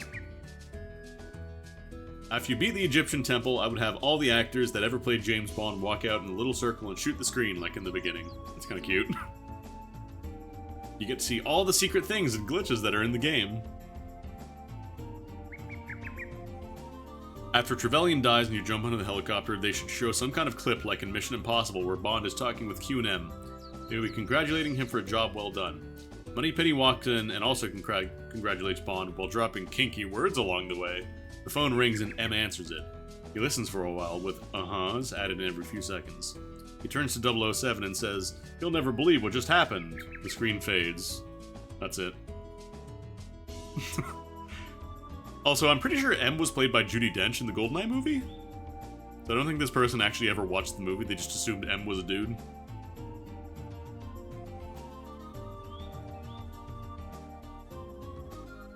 If I could change it, then I would include what really happened, with the nitrous oxide tanks exploding and Boris freezing to death. That's true, that never actually happens in the game. They never show that. Bond kills Alec and he falls. Bond jumps into the helicopter, then shows Boris in the control room as everything's blowing up. He then stands up and says, "I am invisible!" It's supposed to be invincible. Then the tanks below him blow up and gets frozen. Yeah, just the movie ending. Boris getting frozen, screaming invincible, Bond pulls out a pen and kicks it 3 times, and throws it into a gas room of the Yanis base. Bond runs away as the Yanis base explodes. I think this is supposed to be clicks, but I like the idea of him just kicking a pen 3 times. James Bond goes back to London, and when he meets Moneypenny, she says, "Are you okay?" And Bond says, "Yes, darling." Then another picture shows them kissing under the sunset, and Moneypenny goes, "Oh, James." Then Alec Trevelyan comes in a helicopter and shoots Bond with a KF-7 Soviet. Then Alec laughs, "What a fool." Mind you, this is after an entire, antenna cradle fell on him. Then Alec laughs, "What a fool." But Bond gets up and takes out his PP-7 and shoots Trevelyan in the head, and he dies for real. Then Moneypenny says, "That was close, James," and then James says, "Yes, darling." Then they start kissing again. Then at the end, James Bond will live on. They kiss while James Bond has been shot and is bleeding out. Yeah, sure. Instead of Alec Trevelyan falling off the end, he should be hanging onto the edge with one hand. But Bond doesn't know about this. He starts to jump off himself to grab the helicopter, but Alec jumps too and they are both hanging on one side. They climb in and you see, "Last mission, objective, kill Trevelyan." So you fight and you pull out a gun and shoot him and he finally dies. But as you land in the jungle and run to Natalia, you discover Oddjob holding Natalia hostage. You start to surrender. Final mission. Objective, find any way to free Natalia and destroy Oddjob. As he shifts his gun from Natalia's head to yours, you quickly pull out a spare gun and kill him. They kiss as usual. Then out of the bushes comes Mayday! Extra mission objective, kill Mayday. You start an extreme battle trying not to hit Natalia and aiming at Mayday, and finally she dies and it is finally over. Then Jaws comes out of the bushes and says, final extra mission, kill Jaws, and then you team up. You called have Wade come out with his troops.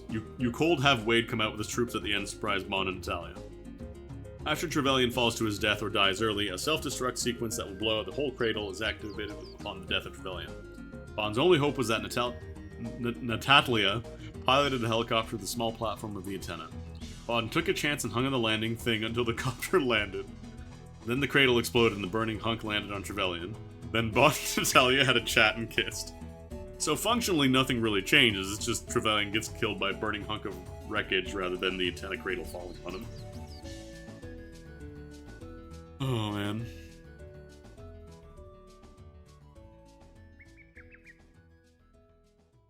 What are some other good ones? What would some other good ones be here?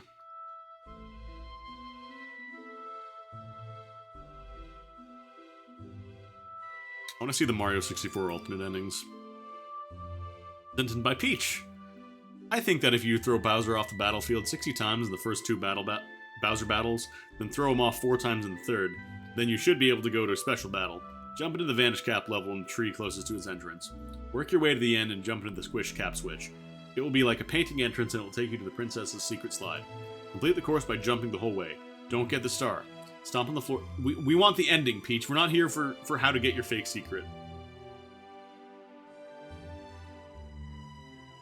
Inside will be a huge room filled with every enemy in the game except Bowser. Defeat them all and collect the big star. It'll take you to a Bowser battlefield with mirrors all over the place. Be careful! It'll be hard to defeat him because you can't tell which one is really him, but you can smash the mirrors. Smash all of them and Bowser will skid to a halt and scream, "No! All the mirrors!" You smash will...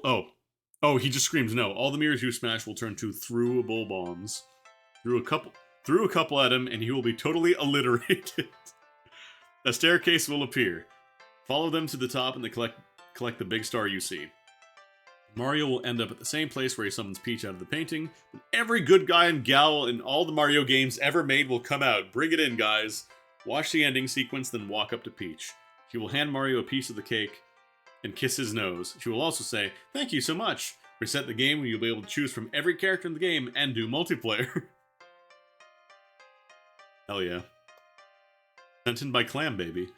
When you defeat Bowser for the 3rd time, he should get back up, then Mario should say, "I've had enough of you." Then Mario should pull out a bazooka and shoot Bowser in the balls. Then Luigi and Yoshi come by and see Mario and they all eat ice cream. Then in Mario's next game, Bowser's balls come back and seek revenge. Holy shit. Clam Baby, you should have worked for Nintendo. Oh my god. Bowser's balls come back and seek revenge. Oh, my balls! Okay. Mario returns at the castle and then Peach appears. Yoshi flies down and they give Mario his 100 lives and they go inside. While they're partying, they hear a loud rumble and then part of a wall crashes down. Mario says, "Bowser!" And then Bowser appears holding a brown bag in his hand. Brown bags? He holds it up and the bag starts to wiggle and a muffled voice says, "Mario, help me!" "Luigi, don't worry, I'm a-coming!" Yoshi bites a hole in the bag and Luigi topples out. "Thank you, Mario." "No need to say that now. We've got the Bowser to fight. Bowser? Haha, we're easy." But there's nothing there, just a large Bowser-shaped hole in the wall. "My beautiful castle wall ruined," Peach says. "Don't worry, we'll fix it later. Here are the stars." And Mario gives Peach 120 stars. "But there are 80 missing." "Huh? Don't worry, Mario." "Huh? Don't worry, Mario," Luigi says. "While I was held hostage at Bowser's castle, I found these." And he gives Peach 80 stars. Credits. The end. Yeah, Yoshi's not really a biter. Sent in by Banjooey. If you didn't get all 120 stars, Bowser should be somewhere on the cake. Then he would laugh and the cake melts. Then instead of, "Thank you so much for playing my game," it says, "Try it again and get all the stars." Mario should fly off on the island he fought on, then run to the castle. The princess would be on the sun and lobby and say her speech. Then Luigi would run the castle doors and say, "He's now a character to play as." They would all probably give peace signs then. Then roll the credits, then have the cake, only Luigi will be on it too. Just wait, Nick. 10 years, you'll get to play as Luigi. After all that work Mario went through to save Peach, he shouldn't just get a cake, he should get a party. After it shows Peach's ending speech and the credits roll by, the screen would fade and white letters would read, "The next day." Mario decided that he should sleep over at the castle, since by the time Mario saved the kingdom it was nighttime.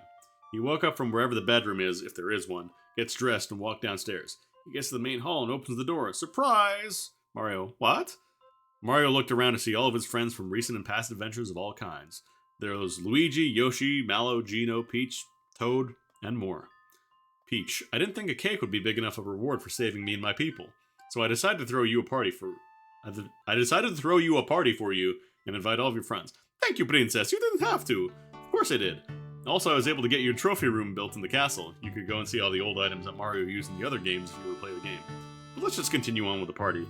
Now there would be scenes of the party going by and Mario opening presents. There would be a shadow looming through the main window above the doorway into that castle that nobody saw. It was the Lakitu with a camera. Bowser was watching through the camera lens in his castle at the party. He growls and slams his tail against the ground. Next time we will fight on my turf, Mario. The same ending happens, but if you have 120 stars, this also happens. Mario walks into the castle with Peach and the Toads, but then Luigi runs in and trips. Yoshi is also there and grabs Luigi with his mouth before he falls. They all laugh. Luigi blushes. Suddenly, Wario breaks open the door with a body slam. He takes Peach, but Mario and Luigi throw fireballs at him and burn Wario. Wario yells and attempts to fight Luigi, not fighting Mario because he knows Mario can beat him, also known as Super Mario Bros. Land 2, or Super Mario Land 2. But Luigi jumps on Yoshi, and Mario runs up to Wario, punches him, and Yoshi slurps up Wario and blasts him out of his mouth with the outside cannon. They all then blast Wario out of the Mushroom Kingdom. But Bowser sneaks into the castle and breaks down the glass covering the tick-tock clock's metronome. He then jumps down to the first floor and snatches Peach and the main Toad. Somehow, Wario comes back and snatches Yoshi and Mario. Next, they both jump at the bottom of the castle. Thus, this begins a prequel to every Mario game, about how Bowser came to power and how Wario became evil. But, I mean, you beat his ass up and shoved him in a cannon. It is up to Luigi to rescue Mario, Peach, and Yoshi and the Toad. Or Princess Peach, Yoshi, and the Toad. But he must also somehow make it so that Bowser never comes to power, and that Wario never becomes evil, so he'd become a friend of the Mario Brothers. Even though I think he is the third brother. If Luigi would succeed or fail? The Mario Brothers United timeline. The timeline where Wario's defeated. The timeline where Wario dies.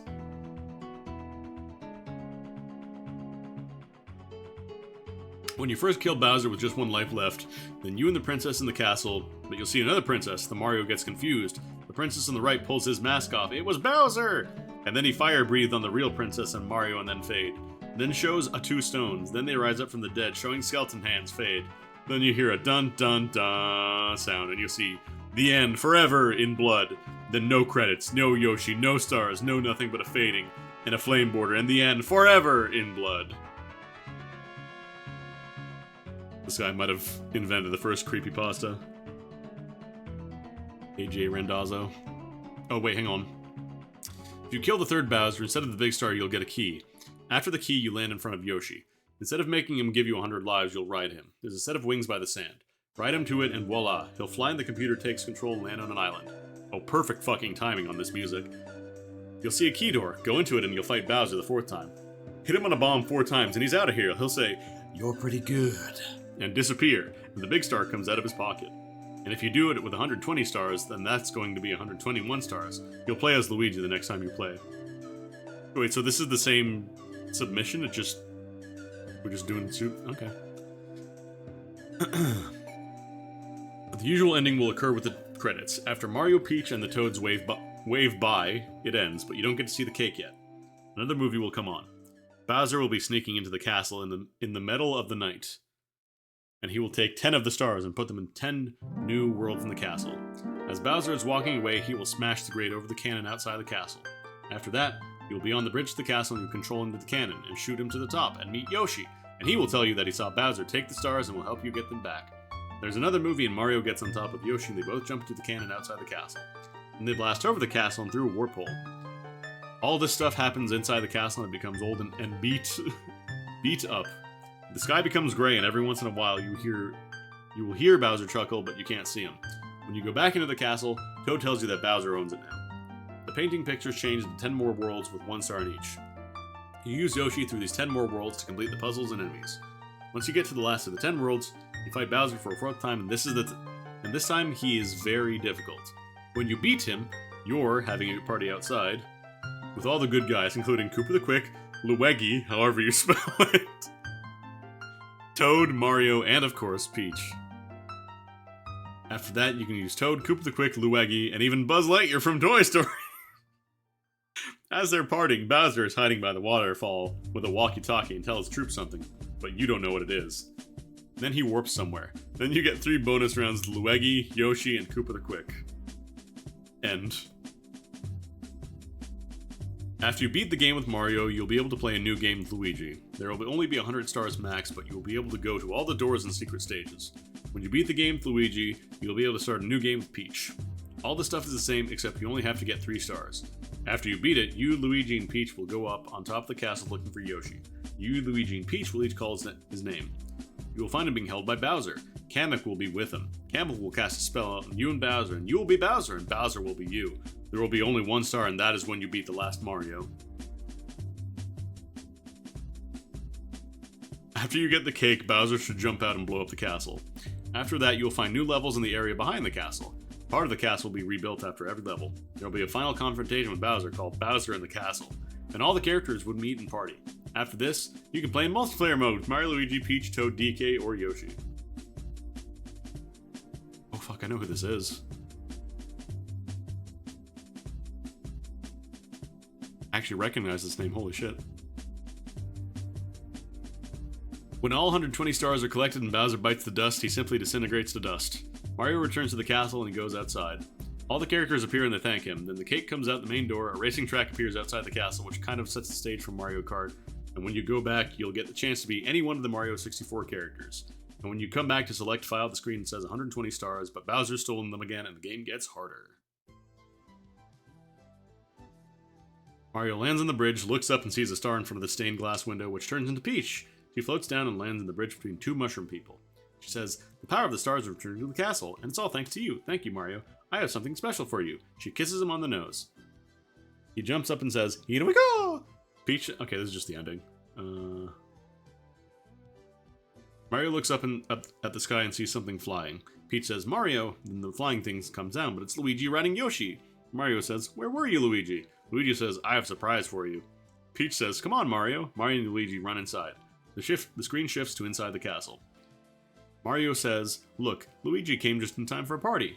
Peach says, "We knew that before, Mario. Luigi and I planned a party for you. Come on in, Yoshi." Yoshi enters carrying boxes of pizza on his back. Mario says, "Pizza! Is that why you weren't here, Luigi?" Luigi blushes and says, "Yes, it is." The screen fades as Mario cuts the pizza and Peach cuts the cake. If you wait long enough, the screen will come back on, this time on the bridge again.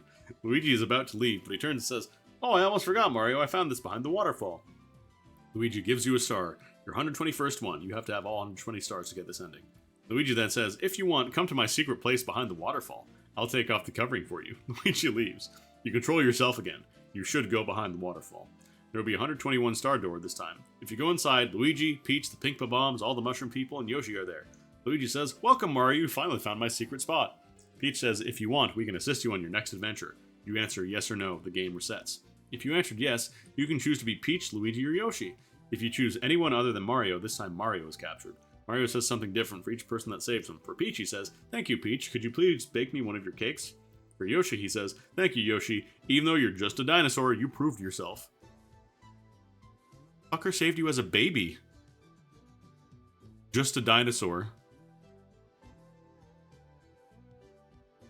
How about you log off? How about you log off, Mario?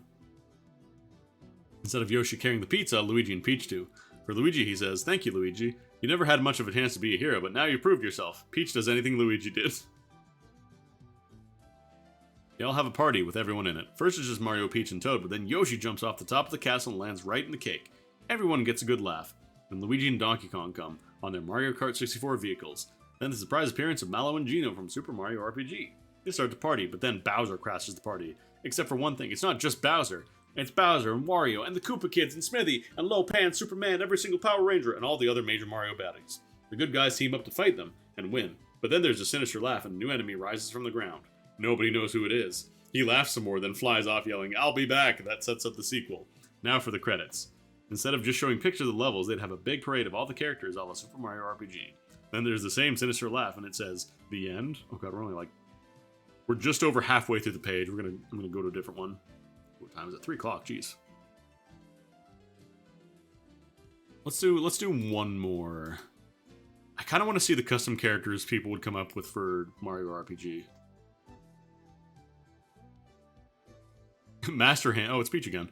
Master Hand is the most powerful character in Super Mario RPG. He's a big white glove and has 80,000 HP. Here's how to find him. Go to Star Hill. Check out the wish. I can't wait to start this tournament. Suddenly, Master Hand appears in front of Mario. Talk to him and he'll join your quest. Attacks. Flaming Punch. Slap down. Hand Smash. Uppercut. Specials. Bullet Cannon. Fire Kick. He's a hand. Airplane Attack. Crushing Fist. Strengths. All status problems. Weaknesses. None. He's well performed and is extremely powerful. I don't know if you can submit anymore. I feel like the site has not been touched in forever. It's still running somehow. If you're having trouble with Kulex, have Master Hand use his strongest attack to get rid of the elemental rubies. Then use his airplane attack to beat Kulex easily. In Star Hill, Gino would look at Mario and say, "Old Frog Fuchsia's told me that the only good members about Bowyer's species have been knocked under a pile of rocks." By Smithy. The trouble is, they have the 4th star piece. After exploring a bit, you will come across a rock pile and Bowyer crawls out. With Mario's help, hands you the star piece and insists on joining the team. His special attacks are Baby's Arrow, which is similar to Super and Ultra Jump, except with arrows, Electroman, where lightning comes out of his hair, Archer Range, where he takes away one of the enemy's attacks, and Mega Arrow, which hits each enemy. Baby's Arrow! Weather Bang looks like Bowser, except he's larger and his shell is red. Here are his attacks. Hot Ball summons a fireball to scorch the enemies. Power Rain. A bunch of rain will come down, then an enormous drop. Thunderclaw. He sticks out his arm, then sends lightning from his claws. Tornado Push. He sticks out his arm, then unleashes a beam to push his enemy off the arena. He's the best guy in the game. He is on level 200 and a whopping 100,000 HP. How to get him? Go to Booster Tower, but don't enter. Go to where Bowser was and jump. A platform will appear. Jump on, but stay on until you get to the sky. Oh, here's the one I found for the start of the stream. Kano is Mallow's cousin. He's the strongest player. He isn't a crybaby like Mallow. He's better than Bowser, Geno, Mallow, Peach, and Mario combined. He looks like Mallow, except he's brown. His moves are Kano Beam, Blast. Kano Beam Blast. Kano builds up energy and unleashes a beam of electricity and then throws in some chemicals. And depending on the enemy, if it is weak, it will explode automatically, but if it is strong, the enemy will take a lot of damage. Family Reunion. All members of the party, even the players that are not battling, do a group attack. Slicer. Huge blades appear and slice the enemy. Thrower. Kano throws stuff at the enemy. Stuff. Jolting is like a body of Bowser and has a rounded face and is yellow. Jolting's attacks are Light Roll, Parlight, and Super Thunder. Why are all these just Bowser but different? They work. Light Roll. Circles of lightning hit the enemy and destroy him, leaving a dust. Parlight. It paralyzes the enemy and destroys him.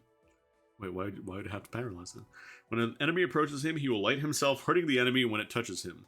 How to get him? Go to Rose Town, do the 30 jumps trick, and he will appear and join your team. Life. Jolting starts at level 50 and has 800 HP. Weakness. Every time he gets hit, he loses 10 HP. When he's punched, he loses 20 HP. That's why he gets 800 HP. Donkey Kong would be found in one of the forests. He uses a hammer as a weapon, his armor as a tie. He has the most powerful strength and HP. He learns mostly punches and other throws of sorts for his FP. He talks more often in the game than the other characters. Name, Star Fox. HP, 5,000. How to get him? Go to Star Hill. Check out the wish, I want to have revenge on Smithy. Suddenly, Star Fox will jump out to meet Mario. Talk to Star Fox and he'll be on your team. Star Fox is the team name. His name is Fox McCloud. Specials, Big Blast, Starship, and more! Sebbing is Geno's cousin and has cool powers like Geno. Music stop? Oh, this from Bomberman is just really quiet.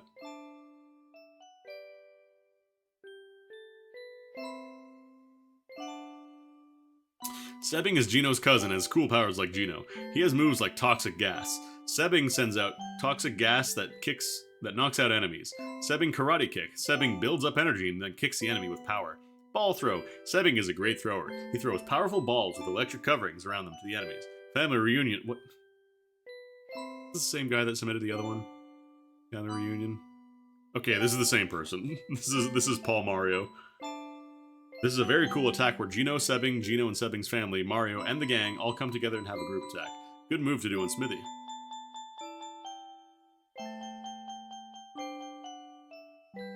This isn't the original one. Sneaking a silver gunner in this 4-hour thing. Instead of that mysterious alien behind that locked door in Monstro Town, you find Dr. Cortex. He's yelling, "Where am I? How did I get here?" Then he sees Mario. "Hey, who are you?" Then the fight starts. After it, you get a mask. It raises one of your character's HP by 150.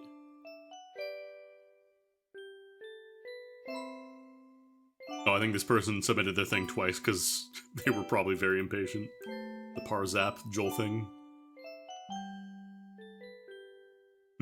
Oh, they elaborated on the 30 jump trick. Then he'll ask, "Why are you jumping much?" Then he asks you, "Can I join you?" Select yes, he'll be with you. Note, don't try getting him because he really doesn't appear. Oh. Damn. The Peekaboo Pikachu is your friend. You can take control, and it can fly and spy on people. If you use some magic, you can turn invisible. Extremely useful in battle. He starts out with everything and on his highest health. You can learn to copy other moves as you go on to different levels. So you invented Kirby. Dylan, you just invented Kirby. The Bowser Rangers are just like the Aereo Rangers? Only they are shaped like Bowser. On the good side, they have names. Pink, Bowser. Black, Bowsack. Red, Rouser. Blue, Blowser. Yellow, Yowzer. Green, Gowser. They're more powerful than the Aereo Rangers. First, you have to get into a secret place called Lithos' Lair. Beat Lithos and his minions and then jump around until you find this thing called the Warp into Treasure Box. It'll warp you to a special room found in the factory. There, you get the Axum Rangers.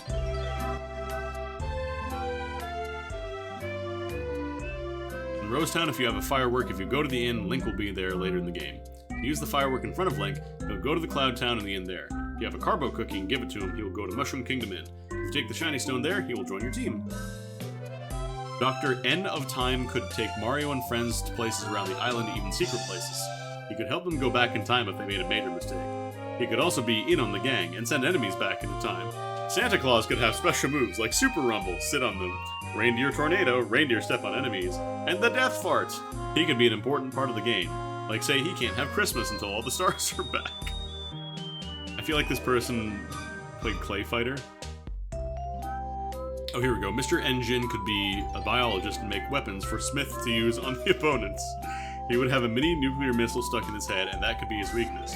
He could also build robots that he controls, and he gets in them and launches beams and missiles at you. Wait, oh no, we're still in create a character, never mind. I thought we were at endings. Tina Jinx is almost exactly like the Jinx in the game, only she can't do the fatal attacks. You find her in the game by defeating Jinx after getting 999 frog coins. You cannot give her any weapons or armor, but you can give her pins. You don't get anything besides defeating an enemy from her fighting. She is Jinx's daughter. She doesn't always appear in battle. Well, that's about all she can do. Thanks, Spider. Nova has what is called Nova Armor, and you need a de-atomizer to disable his armor. What you do is hit the weak spot on his back to stun him, then use a de-atomizer about 6 times. This will disable his armor. Yeah, I believe Tina Jinx speedruns Final Fantasy VI. Then just use regular attacks. Look out for his 2 double-headed axes. He looks like half human, quarter goat, and quarter wolf. You get 500 gold pieces and a nuclear bow and arrow set. Luigi will live up to the legend with his appearance and equal strength to his twin. On top of carbon copy moves like Super Jump, Luigi also has moves like Green Flash, where he jumps high into the air, jabs his fist forward, and creates a ball of green magic that explodes and sends the enemy away. Able to be used in battle with Mario, instead of Mario, or as Mario's backup, Luigi is defiantly the guy to find. Go to Star Hill and find the Wish Star for Luigi. You should have Princess and Gino with you. Use the Wish Star 9 times and Gino will report there's a disturbance at Mario's pad. Go there immediately and take a nap. Luigi will wake you up and offer to join the crew. Poontastical has a muscular body. I wonder if this kid knew what they were writing. Has a muscular body, stops at level 50 when you find it, is at level 20, learns up to 12 special magic attacks, joins with Mario when he sleeps in every bed in Mario World, found in the back of the farmer's house in Rosetown. It lets Mario hold up to 1 million Mario currency, and it never needs to equip anything because he has the best of it all. Poontastical. Polar Nex can shoot out the power of lightning out his fingers and can heal fully without using FP. Like the most balanced character we've had so far. Goldenrod will be the most powerful guy on the level. He will be all level 30 and his attack will be 9,000 and his defense will be 9,000. He'll be the color of gold and you get him at Mushroom Kingdom. He'll be walking around outside Mushroom Kingdom and you have to walk up to him. He loves to fight and either loses either 1 or 2 hits. Oh, he takes 1 or 2 damage each time an enemy hits him.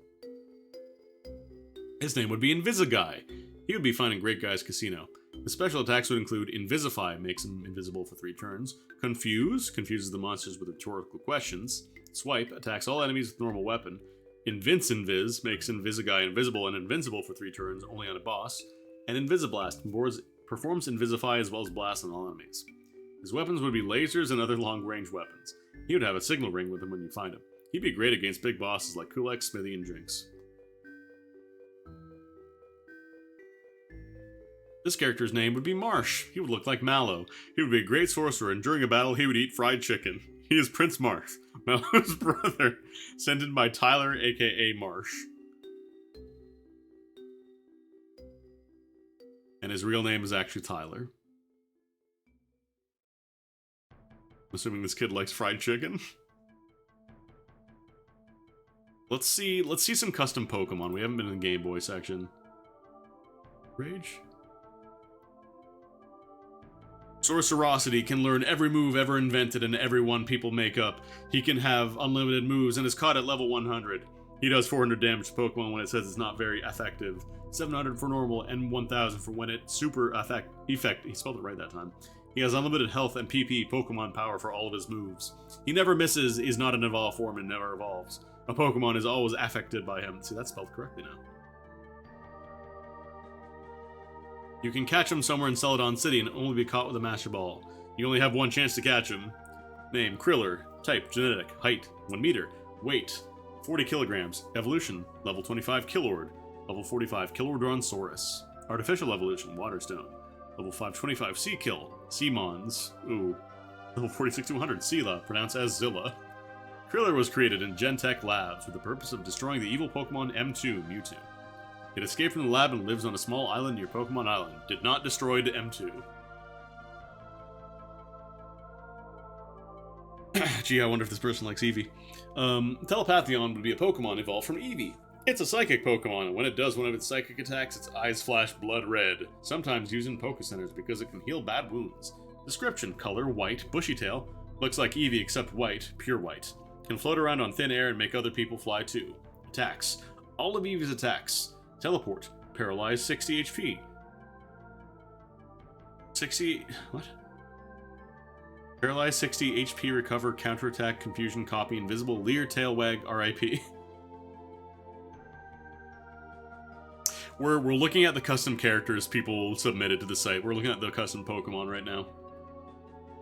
Very hard to catch, also very hard to find, only found in Diglett's Cave. Can run away from a trainer whenever it pleases. Gets to choose who trains it, and if it doesn't like its trainer, then it will paralyze the trainer, ignore him or her, or run away.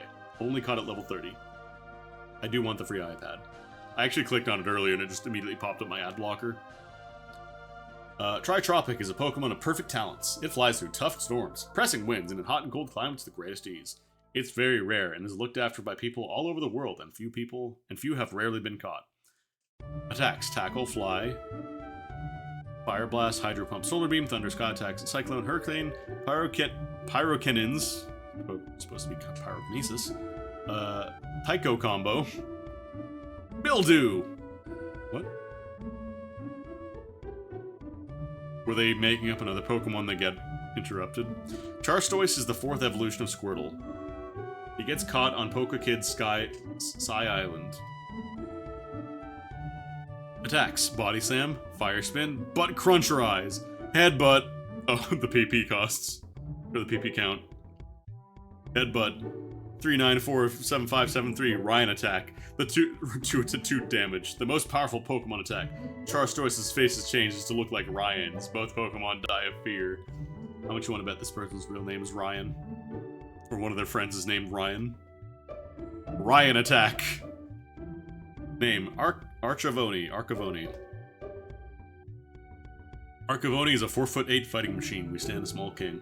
You know how easy you beat rock and ground Pokemon? Wrong! Not this Pokemon! He learns a powerful Fissure at level 59. To make Arcavoni into powerful Yardivoni, you have to trade to make him evolve. He might be strong, but about 5 Hydro Pumps, 3 Waterfalls, 2 to 5 Ice Beams, or 2 Blizzards will destroy him. Not one, more than one. He will also learn Recover, Slash, Guillotine, and believe it or not, the Ice Beam. But rock and ground, you're double weak to water. You have a double water weakness.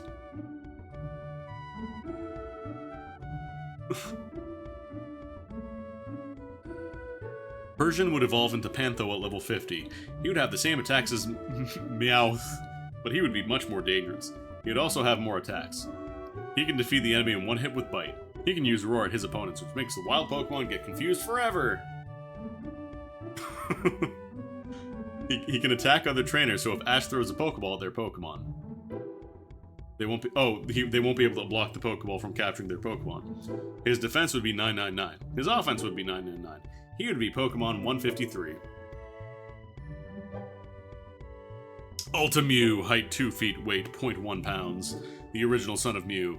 It can employ various powerful elemental attacks, though it usually trusts humans. When it senses danger, it becomes a lethal force. It gains ghost characteristics when battling.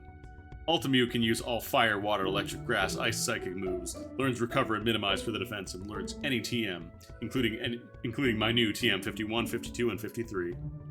It learns them least effective to most effective. Here's its status. The best way to beat it is to use a fast Pokemon with an ice move and pray that it freezes it. Ultimew level 100, Ghost and Psychic. Attack 1, Defense 400, Speed 450, Special 500. TM 51, Eternal Darkness. Confuses the enemy Pokemon so it keeps hitting itself 85% of the time for the remainder of the battle. Does damage equal to Hydro Pump. Damage based on Special, Accurate. TM 52, Comet. 85% chance of freezing. Does damage equal to Hydro Pump. Damage based on Special, Accurate. I like how they tried to make it seem like it has a weakness by only having one attack power, but like, all your specials based on special, dude. Psy Meteor, psychic damage, same as Eternal Darkness, plus it lowers special. Timeon is a time-type Pokemon. You would get him by using the Time Stone on Eevee. To get the Time Stone, you'd go to Ash's house and look at his clock. You would press A at the clock and it would say, look at the time. Say yes and the time would come up. You would press AB, select up, down, left, right, and start. Start gets out of it. You would then either enter a trainer battle automatically, but no picture would come up. It would say blank wants to fight. You'd have to fight a Pokemon called Scramble, which looks like Missing No, only would fill up the whole square. Scramble only knows Fissure and Guillotine, so he would be almost impossible to defeat. Those moves like never hit though. If you do manage to defeat him, you get the maximum amount possible of money and you would get the Time Stone. Timeon looks exactly like Eevee, except he has a call like a warping noise. He knows Time Blast, a non-failing one-hit KO attack. Warp, kinda like Fly, only can use it any time to go anywhere, even the power plant. Plus, you don't have to have been there to get to go there. In battle, it hits the Pokemon very powerfully, and if it kills the Pokemon in one hit, it gives experience to all your Pokemon as if they defeated it alone. Oh hey, you invented later EXP, sure. Time Zone, random status effect. Time Beam, a very powerful attack which also recovers Timeon's health. Timeon is the most powerful Pokemon ever.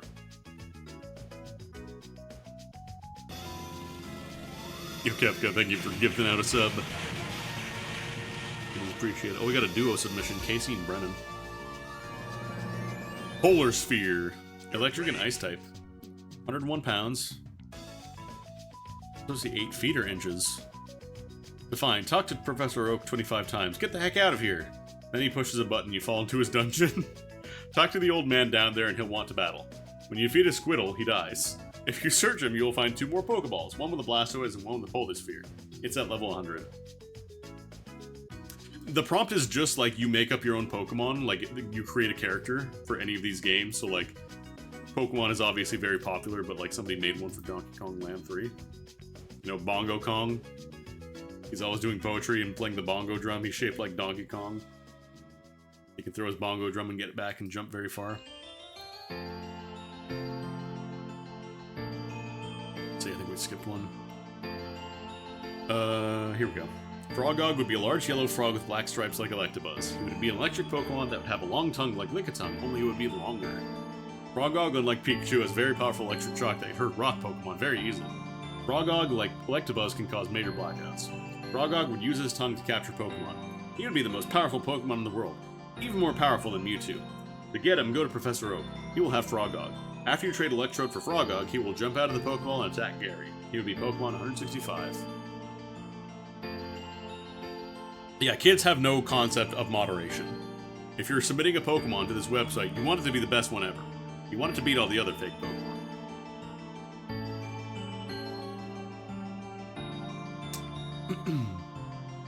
He spelled Squiddle correctly, don't worry. Duplica is the evolved form of Ditto. It is humanoid in shape, but it still looks like a blob. It has one 3-fingered hand, and the other hand is a sharp blade. It can learn attacks such as Cut, Slash, Mega Punch, etc. It can also learn another new attack called Molt. I think it's supposed to be Melt. This makes it melt and turn into sludge. It can also use this attack to run away. It can still transform into other Pokemon. What if Ditto, but he had a knife? Artichoke can be crossed between Machoke and Articuno. It would be found next to Moltres and Victory Road. Its types are Water, Ice, Flying, Fighting, Grass, Poison, and Psychic. Its moves are Drill Peck, Ice Beam, Hydro Pump, Strangle, Razor Leaf, Toxic, and Psychic. Who wants to figure out what the weakness chart would be for this Pokemon?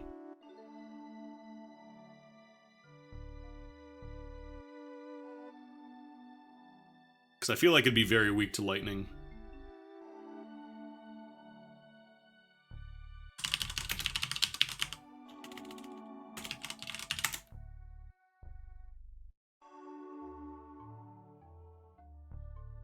Oh, we have Articuno already, hell yeah.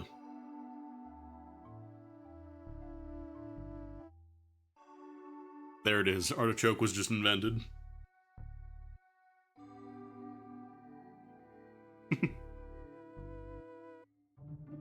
Yeah, we had the Invincible Persian already, but I don't think it was based off their cat. Carpextron is the extremely strong ancestor of Magikarp. He can be found only from a fossil that you get when you dig in the rock tunnel. He's almost as powerful as today's Gyarados. He is Water, Electric, and Flying. Carpextron's moves: Tackle, Leer, Thundershock, Fly, Electroshock, or Dragon Rage, Mirror Move. At level 36, he evolves into Gyarados' ancestor that is also very powerful. Its name is Gyaraking.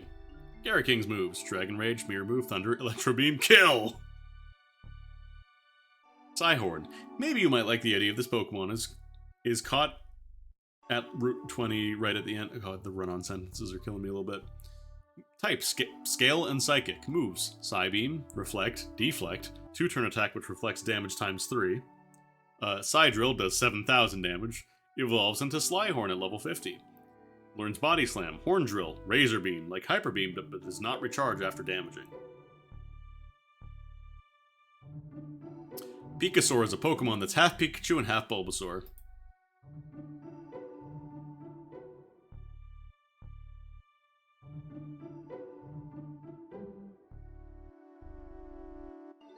Oh, this one says Pikabasaur. Color of Pikasaur is green, and for the tail it has a long vine. For the evolutions of Pikasaur are Rhysaur and Venuchu. Now for Venuchu. He's big and stands on all fours, but still looks like Pikasaur, but he's all a whole lot bigger and he has yellow spots all over him. The yellow spots generate electricity, which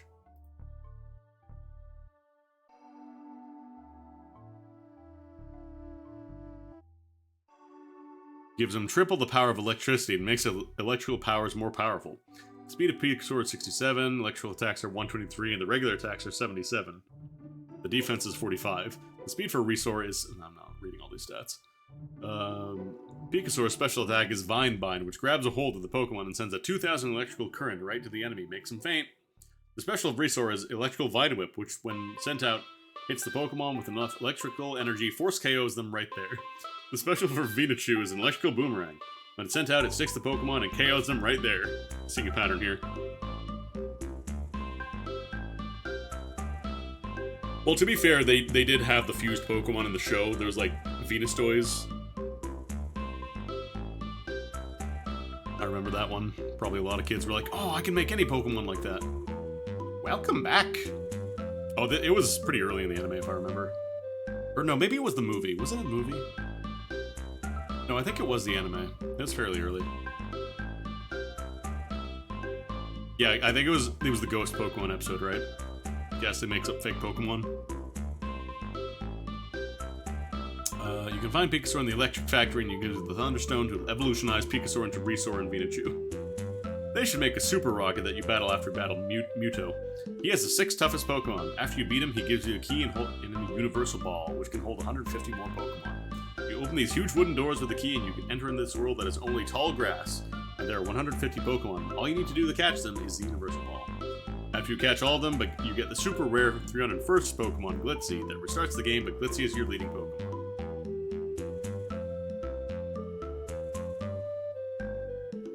Cyclono. 57 feet, 8 inches. Weighs nothing. Cyclono likes to blow things away. He likes fighting as well. His attack is very high. His defense is also very high. His special is very low. His speed is in between poor and excellent. His hit points are very high.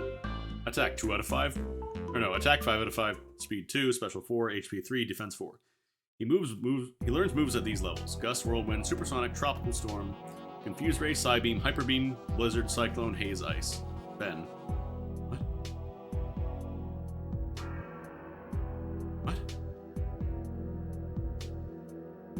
Okay, this might be the most balanced one we found, though, because they're not saying, like, their special moves kill everything. They made up new moves, but they're not instant kills. Bendround. Pika-Twin is also Pika-Blue and Pikachu. Here's how you get it. Blackout and Cinnabar. Beat a level 100 plus Pokemon. Snorlax would work the best. Fly to Pallet. Beat the Elite Four. Search the fields. Pika-Twin's moves are Substitute, Metronome, Mega Punch. It's easy to catch, so just throw a Pokeball at it first turn, and you catch a Pika-Twin, Pika-Blue, and Pikachu. Pokemon named Cryzord is the evolved form of Charnite. His HP is infinite, and his PP for moves are also infinite. This guy sounds well balanced. He can learn any move at any level, and it's so easy to catch you don't have to weaken him, and you can use a regular Pokeball. I have a friend that caught one on the small island that Mewtwo's on.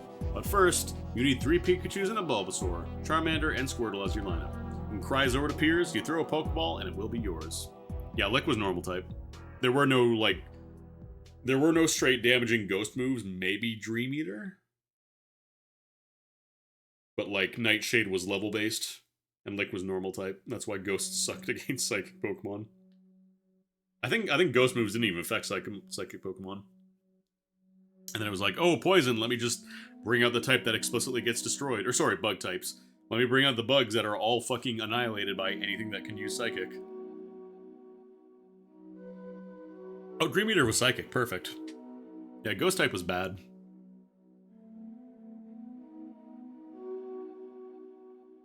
Firelong gets known for its special attack. When it hits you with your special attack, forget it, you're finished. His special attack is Swang Tsunami.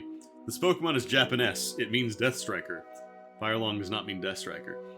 Swang Tsunami does not mean Death Striker. So don't fight with him. Legend has it that he destroyed Mew and Mewtwo at the same time. Was Lick Ghost type? I thought it was normal. Huh. Move. Attack, Claw, Tackle, Shock, Bolt, Double Claw, Tail Spin, Tail Shock, Tail Tsunami, Tail Flame, Super Fire Spin, Great Wind Attack, Fiery Tornado, Heavy Earthquake, Deathquake, Chong Si, Long Fu, Death Adder, Body Rip, Super Tsunami, Blackout, Swang Tsunami, level 9999. This guy would later go on to make Disgaea. Corey Jones. Voltachu. Height 5'6", weight 205 pounds. Voltachu is a 5-tailed version of Raichu. Its multiple tails makes it 500 times stronger. Its fighting characteristics makes it even stronger. Thunder Punch, Thunder Ball, Giant Blast of Thunder, Tail Jolt, all five tails slam opponent with electricity. Body Slam, Heavenly Blast, chance to KO, Giant Blast from Universe Energy. Leveler, level 75. Chance KO kills opponent and does 100 HP damage to all Pokemon and Pokeballs. Geist. Ghost-type Pokemon has a special ability to possess the enemy. Not much is known about it. Possess. Makes opponent hurt itself for a while. Energy Gather, level 19. Takes energy PP from opponent and uses it to create an energy bubble. Creator, level 25. Creates 5 copies of Geist that attack one after another. Invisible, level 31. Heavenly Blast, level 50. Metronome Morph. Samurus. This martial arts master is fast and strong and is known to trick Pokemon to attack itself. Fury. It goes berserk and starts beating the opponent up. Fast Blows, level 18. It starts to punch and kick the opponent hard and fast to scare the opponent. Smashing Kick, level 27. Gang Up, level 39. It makes 5 Samurus that beat up the opponent. Killer, level 50. Totally destructs the opponent, but not KO. Wait, so it kills the trainer? Hey, we saw Polar Sphere already. Sent in by Tony. Name, Crisis. Stats, attacks 99, defense 99, speed 99, element, dark. This might have been before Gold and Silver was really known about. Attacks level 2, Hyper Beam, level 3, Poison Vine, level 4, Hydro Pump, level 5, Fire Blast, level 13, Crisis Beam, level 16, Evolve to Chaos. Chaos. Stats 999s. Max Beam. Vine Squiss. Waterfall, Ignition Flames, Chaos Saber, Chaos Beam, Evolve to Ultima. Ultima, stats 9999s. Element, Ultimar, Ultimate. Level 73, Ultima Beam, all caps, Drain Beam, Hydroid Beam, Plant Dragon, Hydro Dragon, Flaming Dragon, Ultimate Death, Ultimar Death, Ultima! You think this guy kills everything in one hit? I think he kills everything in one hit. There's only one Electoise in the entire game, 2 if you do that Pokemon outside of Sapphire's Safari Zone? Sapphire Zone cheat? So if it runs, tough. There's no way to know when it'll pop up when you do this code. Like you see Mewtwo before fighting him. To get him, you need to have every Pokemon, red and blue Pokemon, except for Safari Zone Pokemon like Tauros, Chansey, Scyther, etc. This includes Safari Zone Pokemon you find in Rocket Game Corner and Pokemon like Nidoran, male and female. And you cannot have a Mewtwo. Yet. Now beat the game once. You need a Raichu and Blastoise somewhere within your 6 Pokemon you're carrying. Now go get Mewtwo like you would. Now get out of the cave and fly, bike, or walk to Sapphire Zone. Now it's a good idea to save your game either before you enter the building where you pay or you save as soon as you enter Sapphire Zone. Make sure time shows 500 out of 500. Now capture all the Sapphire Pokemon if you have to, keep re-entering until you catch them all, and trade with a friend to get Pokemon not found in your version. Re-enter with only a Blastoise and Raichu to battle with. Search all 4 areas. His location changes all the time until you find him. Don't worry, you will find him when you first enter. Sooner or later you'll run to a Pokemon that looks like Blastoise, only with Thunderbolt shooting out of it, a horn, a tail with an extra spike similar to Marowak, one toe which makes up the entire foot, and other little add-ons. It's level 50 when you see it, and a mixed water electric breed. Water and electric bread. And Pokemon number 151 in red and blue. 152 mixed water electric bread. What? Oh, 152 if you somehow manage to capture a Mew. It is possible. Another thing, if you try it out in case it won't work. Wait until Gold and Silver is released in the US and crossbreed a Blastoise with Raichu. I'm trying it, along with others. Okay, so they knew about Gold and Silver, at least this one. Sent in by Mewcoucher. The cow counterparts of Mew and Mewtwo. Mew could learn every TM, but could also learn 3 moves no other Pokemon knows. Hyper Moo, Eat More Chicken, and Got Milk. Mewtwo would be the son of Mew. He would not learn all TMs, but he could learn a lot of them. He would know the same moves, plus learn Hurt Attack. Hurt Attack is TM150 or TM51. We would get a cow Pokemon, but Mew was taken by Monster Rancher. I like how you can tell when this was written, because Got Milk and Eat More Chicken was still relevant. Again with the Polar Sphere, Jesus Christ, Casey and Brennan.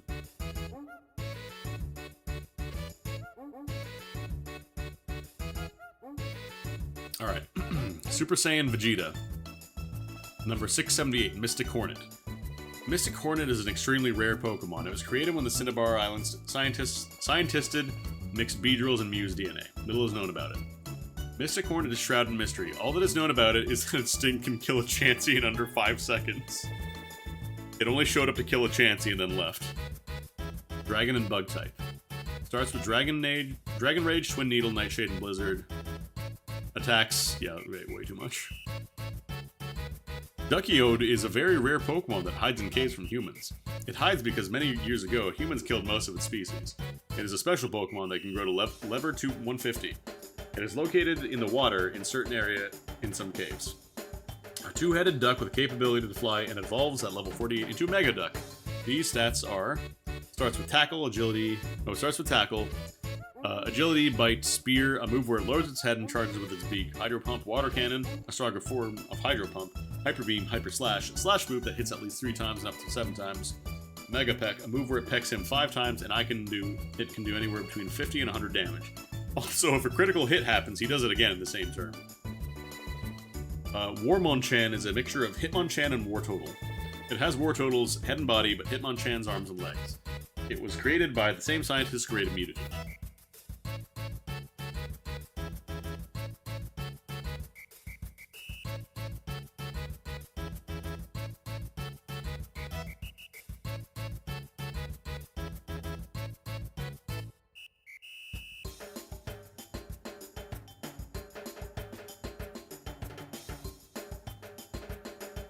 You can learn any of Wartortle's or Hitmonchan's moves.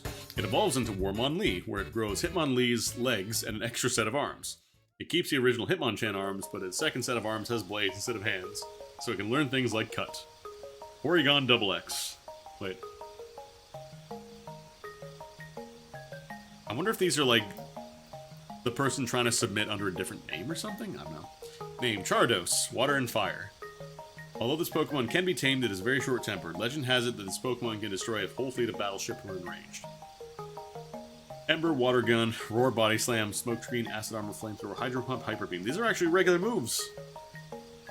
These are all regular moves.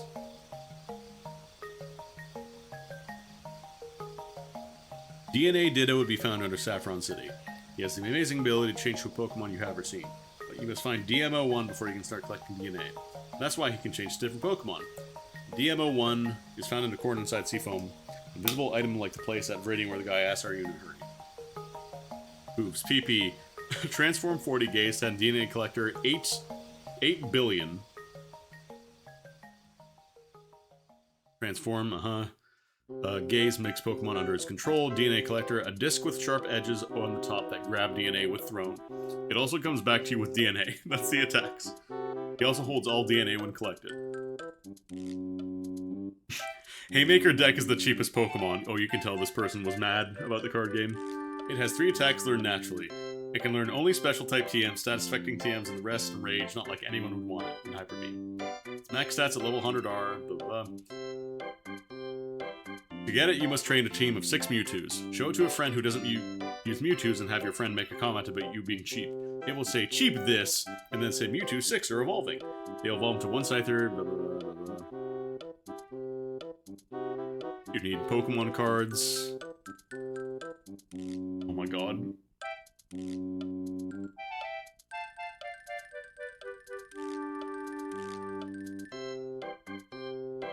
Yeah, this person was mad about the card game. Just load your deck with Scythers, Hitmonchan, Electabuzz.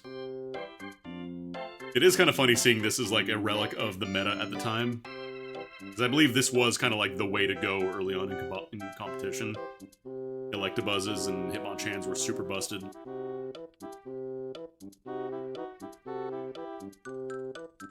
Mechanicuno was formerly Articuno, but after he was captured by Giovanni, he decided to do another experiment. This time he would not make the same mistake like he did with Mewtwo. This time he would turn Articuno into an android Pokemon, part machine, part living tissue. Giovanni named this Pokemon Mechanicuno.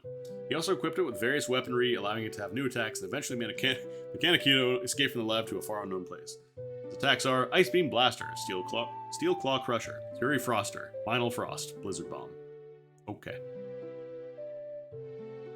Muton is the rarest of all. He's close to impossible to find, and once you find, he's the hardest to catch, and your only chance to catch him. This is because he is the strongest. He's a mix of Mew and Mewtwo, and he has 4 arms. All the arms are extremely strong. At the end of each arm is 2 very sharp claws filled with 900,000 volts of electricity. A Pokemon cannot touch its arms because its heat is at 90,000 degrees. Only Muton can touch its own arms.